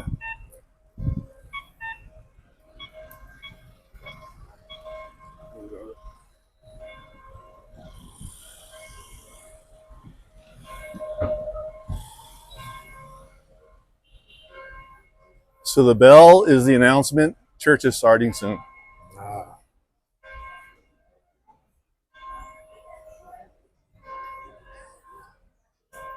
And if we go back 400 years ago, the bell was used to announce time to start work, time to go to lunch, and time to finish work. Because they didn't have clocks. You didn't carry a wristwatch. Yeah. In the simple days, you didn't carry a wristwatch. So the bell would be the announcement lunchtime or time to start.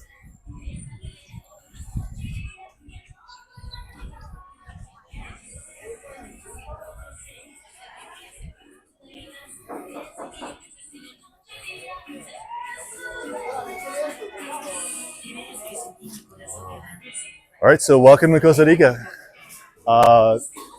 You saw the carniceria, the butcher shop? Yeah. So to balance it out, fruteria. So it's a pretty amazing selection. Yeah. What happened here in Costa Rica is that about 25 years ago, Walmart arrived to Costa Rica and they bought out the 5 largest supermarket chains. Wow. So when you go into the supermarket, it's all Walmart. It might have a different name, but it's Walmart. It's that great value brand and all that stuff. But the nice thing about places like this, you're supporting local and they have a greater variety than a regular supermarket because the supermarkets all come from the same Walmart warehouse. Yeah. So here you have a pretty wide variety of stuff. So what I mentioned earlier about Costa Rica, the rich volcanic soil is good for growing coffee, good for growing everything. So these are Costa Rican avocados. Nice. Yeah. Right.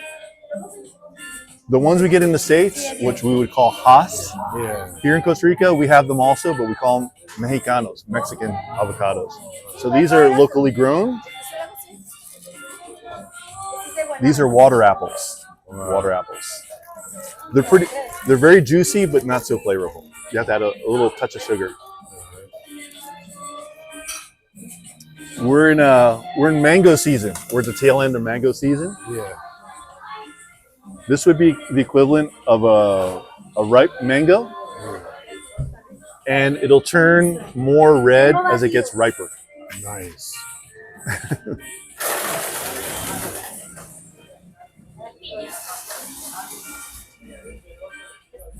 Oh.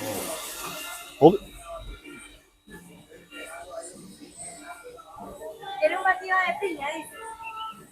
That's it.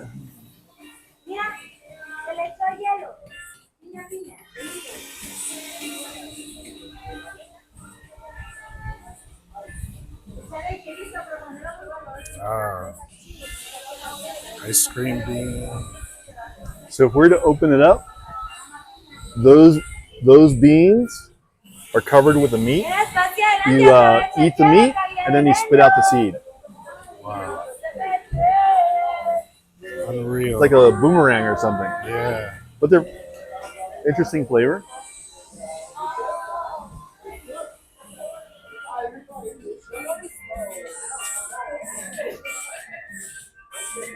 Okay, the other nice thing places like this offer, if you look at the fridge in the back, full of coconuts.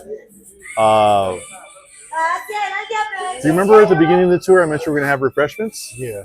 Here's one of the refreshments. Nice. So coconuts. Todavía no. Ya casi. So coconuts. Here's my tip and suggestion if you're traveling Latin America again. Whenever you can, whenever you get coconuts, get the coconuts that are from the refrigerator. Much more refreshing than the ones that have been on the side of the road all day long. And then here's your coconut trivia. Bless you. Thank you. Coconuts are great sources of electrolytes. All right. What are electrolytes? Electrolytes are minerals that keep your body hydrated. Sodium, magnesium, potassium. Electrolytes are the communication between your muscles and the brain. So that's all they always say. Get your electrolytes. Yeah. The reason why the coconuts in the fridge look smaller is because, whoops,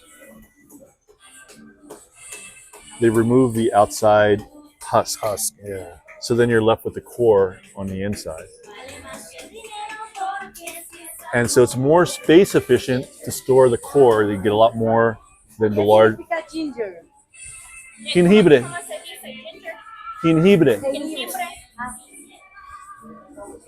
And also, the inside is full of meat. So here's the meat of the coconut.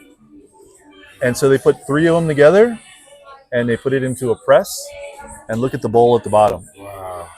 So, you know, when you go to the supermarket and you get a can of coconut milk? Yeah. That's your can of coconut milk. Wow. So that meat is actually full of juice. Squeeze it out. Squeeze it out. And then you also have the electrolytes. Also, traveler tip, because of the electrolytes, coconut juice is actually a great hangover helper. Nice. So if somebody goes partying a little too much, they wake up with the hangover from hell the next day, get a coconut, juice. it'll help bring someone to life. And I've seen it with my own eyes during these tours. Nice. Every now and then, somebody's on a 9 a.m. tour and they were out till 5 a.m. Yeah. They look like hell. And we get to this point of the tour, they drink some coconut and they start coming back to life. So that's option number 1. Option number 2, batidos. What are batidos? Batidos are smoothies in Spanish. And smoothies, batidos in Costa Rica have unfortunately become quite expensive, just like everything else. Yeah. $4 to $8 in a nice coffee shop, a nice restaurant. Your smoothie could go up to $8. But the nice thing is, you can get smoothies at a place like this from scratch, 1,500, $3. Not bad. And then they have pre-made smoothies of all different kinds. So it looks like they did the coconut here. Yeah. I think this is pineapple. I think this is pineapple, and I think this is papaya. Nice.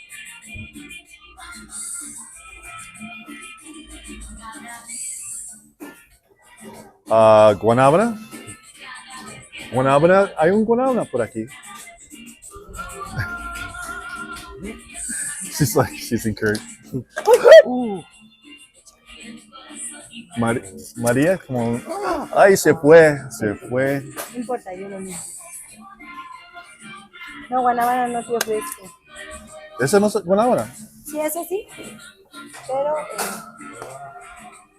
¿qué es esto? Él tiene un canal de YouTube. Ahora está famosa.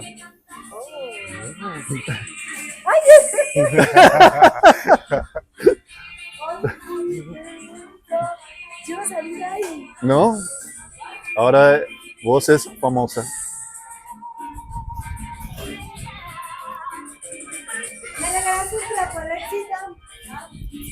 ¿Me prestas un trapo?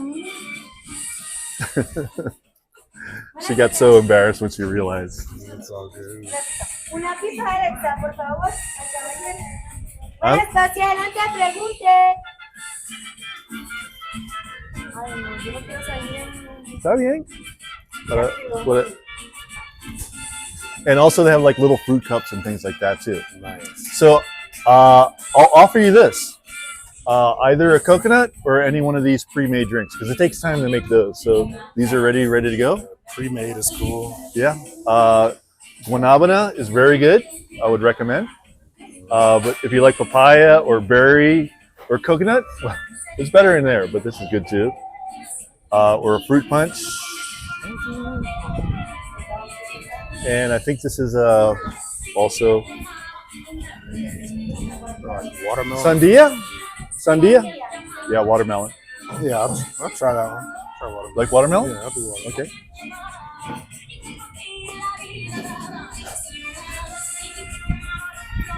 ¿Y cómo te llamas? María, niña.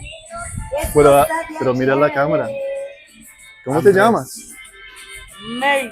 Me llamo Andrés. Mucho gusto, Andrés. ¿Y de dónde? Yo soy nicaragüense, Andrés. She's from Nicaragua. Ah, ¿Y cómo le gusta Costa Rica? ¿Ah? ¿Cómo le gusta Pura Vida? Costa Rica. Pura Vida. Pura Vida. pura vida. Pura Vida. Let's come inside so you can see more. Gracias. Hola. Hola, mi amor, ¿cómo estás? Bien. And this is Alexa? Hola. Mucho gusto. Hola. ¿De dónde eres vos? De Jinotega, Nicaragua. She's also from Nicaragua. Ah, And she works here also. So people are very nice. Gracias. Visitante Andrés de Estados Unidos. Y él tiene un canal de YouTube. Ahora vos es famosa. Ah, sí. So turmeric ah. looks like worms. Yeah, I've never seen turmeric in this form.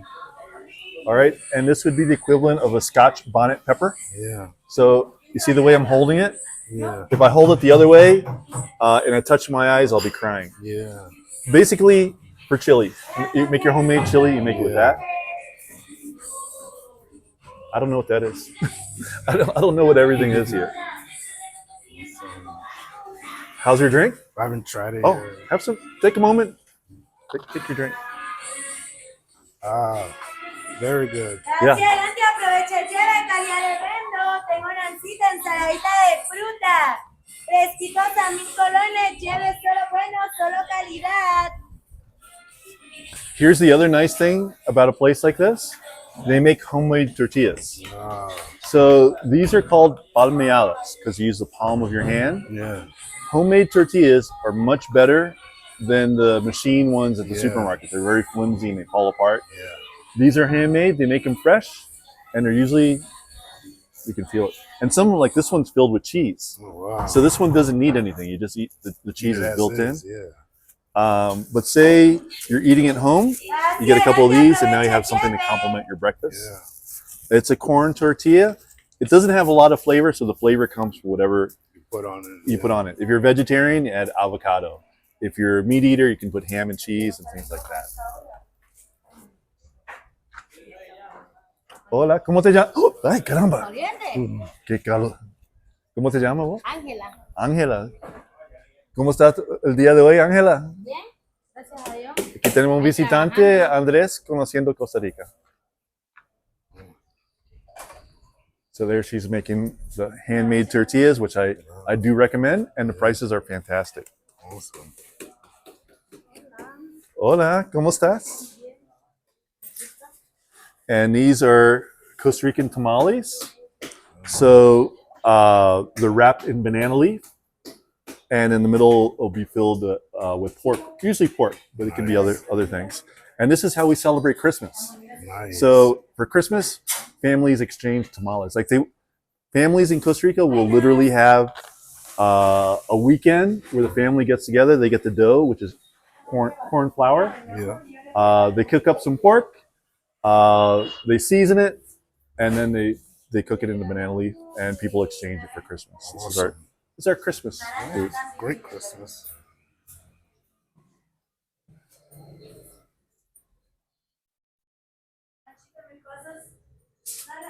So plantains in the banana family. Yep.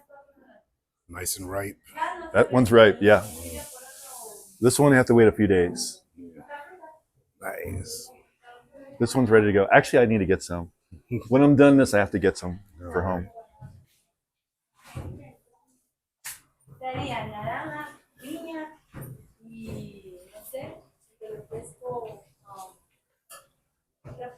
Oh, where did I put my bag?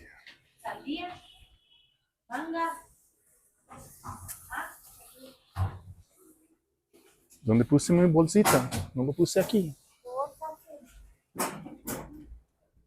I hope somebody didn't walk out with my bag. I put it like right here.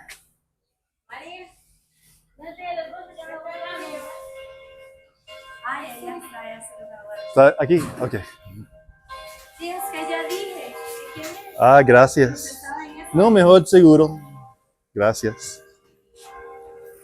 All right, here's your fruit and vegetable trivia.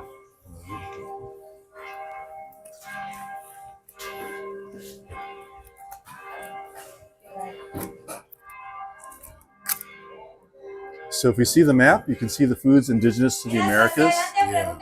A lot of root vegetables, potatoes, pumpkin, squash, corn, along with corn, green beans, cacao beans, a source of chocolate. If you look closely, you can see the embryo of the North American Thanksgiving. Turkey, mashed potatoes, green beans, corn, pumpkin pie. It's all indigenous to the Americas. Europeans brought things from other parts of the world. Coffee, now you know, is Ethiopia, Africa. Yeah. Bananas and sugarcane are Southeast Asia, Papua New Guinea. Rice is Asia. Mangoes are India. So likely, whatever we eat every day is a mix of cultures over many years. All right, here's some trivia. Tomatoes. What is the name of the most popular vegetarian pizza in the world? Cheese. Besides the cheese. It's called the margarita. Oh, yeah. Or the Napolitana. Yeah. Besides the dough, what are the ingredients for the margarita pizza? Sauce, cheese. All right, so mozzarella cheese, tomato sauce, and basil and or oregano. Yeah. What are the colors of the Italian flag? So the first pizza ever created in the world was created in the city of Naples. Yeah. A new dish meant to honor the visiting King Umberto and Queen Margherita and the Italian flag. So that was the birthplace of pizza in the city of Naples. Now we have pizza everywhere. So there's your pizza trivia. All right, feel free to take some videos. I just have to take care of the bill, and I'll be ready in a minute. Yeah, I'm ready. It's all recorded, so I'm good. Oh, okay, cool. ¿Dónde se encuentra el cajero? Siempre está. Oh, está por allá. Solo una bebida. Bueno, voy a agarrar uno para mí. 2,000. Está bien. Está bien. No quiero que la. Es que a veces la señora se ve un poco seria. Sí. Y Cambios de humor. mejor. Sí, mi amor. 150 por este lado, mi niña, la cajera. No los he cogido. Agarra la mosita ahí. Gracias. Ay.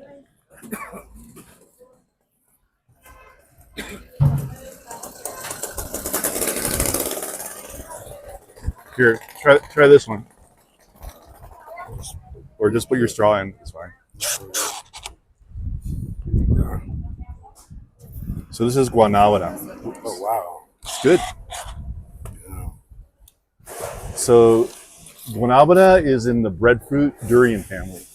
You can see a picture. You can see a picture of it in the middle. The one in the middle. Yeah. The one with the white meat. That's Guanabara. That's this one. So keep it in mind. Yeah. one of the things I like to do is just so people can try different things Yeah. during the tour. Just hit the spot. Cool. So now you know there's ways to do it. Yeah. You want to get your smoothie? Smoothies to go and they're ready at the front. Yeah. Look at those tortillas. Three for $1. 3 for $1. Yeah. 3 for $1 or 3 for Three for $1. yes, nice. 500 colones. Nice. Or they have a packet of 7 for $2. Nice.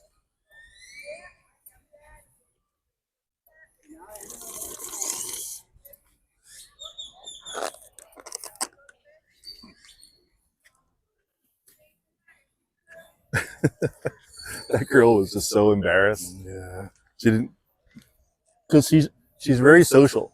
She's a very animated person. Yeah. And she got like all shy like a little girl. It's all good. All right, we're gonna go to a bathroom rest stop.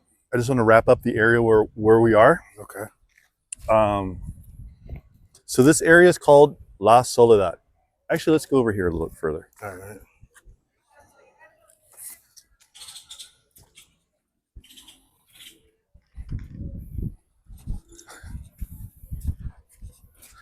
Okay, I'm sorry. I have to do my own recording for just a moment. It's all good.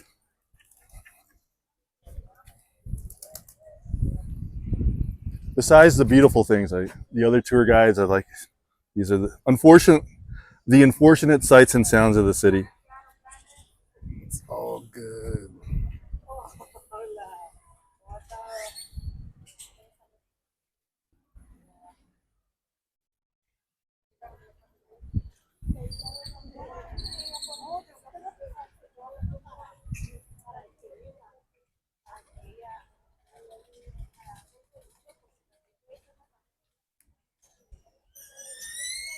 Sorry, that's my own urban documentary. It's all good.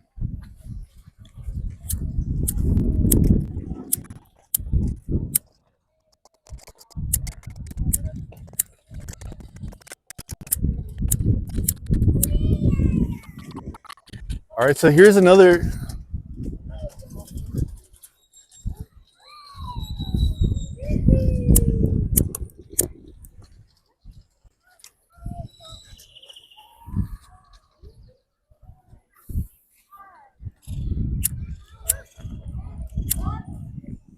This is a good spot for a smoke. Yeah. All right, so if you notice, there's no cars here. Yeah. So where are we? So the church behind me is called Iglesia La Soledad, which is named after the neighborhood, Barrio La Soledad. What the heck does that mean? Translates to the lonely place. Now, when they designed San Jose, they designed it in a very logical manner. They designed it like a grid. Yeah. So, Catholic country. So what do they put in the middle of the grid? A giant cathedral. Yep. So there's a giant cathedral about a half a kilometer that way called the Metropolitan Cathedral. Right. It's a beautiful cathedral. I would actually recommend going in there and taking video and pictures because it's amazing and beautiful. Okay. The architecture, the stained glass windows, super amazing. Half a kilometer from here, near the National Theater where we started, basically. Nice. So if you take a look at the layout, what else do you see in the city? More churches. Cars. More churches surrounding the original big church. So what does that do? Forms a Catholic cross. Nice. So years ago, this neighborhood, nobody lived here. So they called it was deemed the lonely neighborhood or the lonely place. Yeah. Barrio La Soledad, which is still the name it has to this day. Modern day, it also has another name. This is also called Barrio Chino. So Chinatown. Nice. So this is the Chinatown of San Jose. It's not very big. It's a half a kilometer long, but as you notice, no cars. Yeah. And you can get dim sum, Korean barbecue, sushi, ramen, and for some reason, bubble tea is every 25 or 50 meters. We have a bubble tea invasion. Nice. But it's pretty cool. And it's pretty safe also, no cars. Yeah. And I also want to give you another tip and suggestion while you're traveling Costa Rica. Traveling Costa Rica, you're going to notice that if you ask a local person for directions, you're going to discover local people have no idea about street names or street numbers. Yeah. So we navigate with landmarks. So if you ask a local person for directions and you ask them, where's the ATM? Where's the supermarket? You're going to get directions like this. Oh, from the McDonald's, walk 100 meters east and 200 meters north. Yeah. So that's very common. And what's also a byproduct of that is you get more lost. You get the You just keep going and Yeah. going. Thank goodness for Waze. Thank goodness for Apple Maps. Thank goodness for Google Maps. Yeah. But what happens if your phone is charging? What if you don't have your phone with you? So let me give you a little suggestion on getting oriented traveling Costa Rica. Now here's an old school compass. The needle is always going to point to the north. So let's align it. Oh, we're already kind of aligned. So north is this way. All right. Cool. All right, so what if you don't have a compass in your pocket? What if you don't have your cell phone? Here's a quick and easy way to always get oriented to north. Find the nearest Catholic church. It's a Catholic country. So Catholic churches are constructed so facing the altar, which is facing this way, will always face to the east, which represents the rising sun Yeah. and Jerusalem. So this is east, this is west. So whenever you see Catholic church, you're automatically going to be aligned to north as you're traveling. So that's your traveler tip. Perfect. Just keep it in mind. Tip, guys.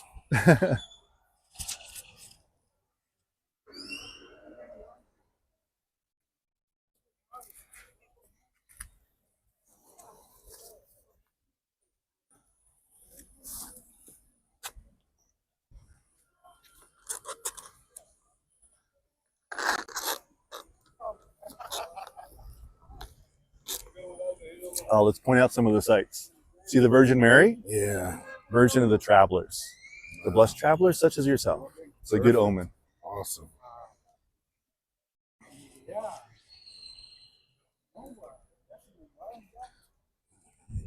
All right, we're going to walk through the church, All right. and then we're going to go take a sit-down break and give you an opportunity to go to the bathroom. All right.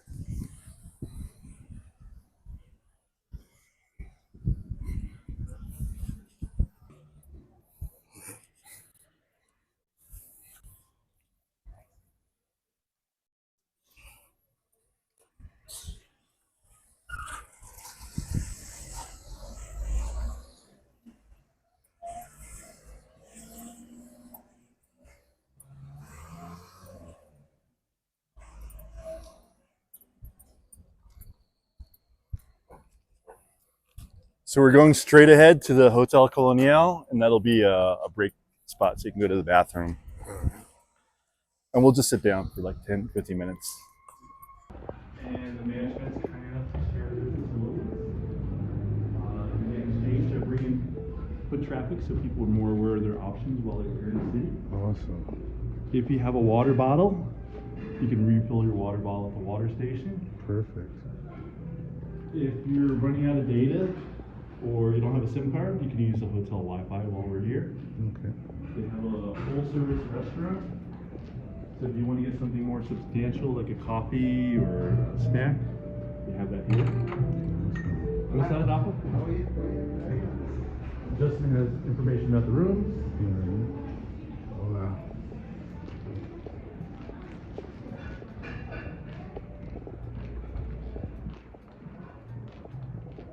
And clean restroom. So one clean restroom here, and there's another one at the far end. Awesome. And if nothing else, we're just going to sit in the front area. Just get off your feet for a few minutes.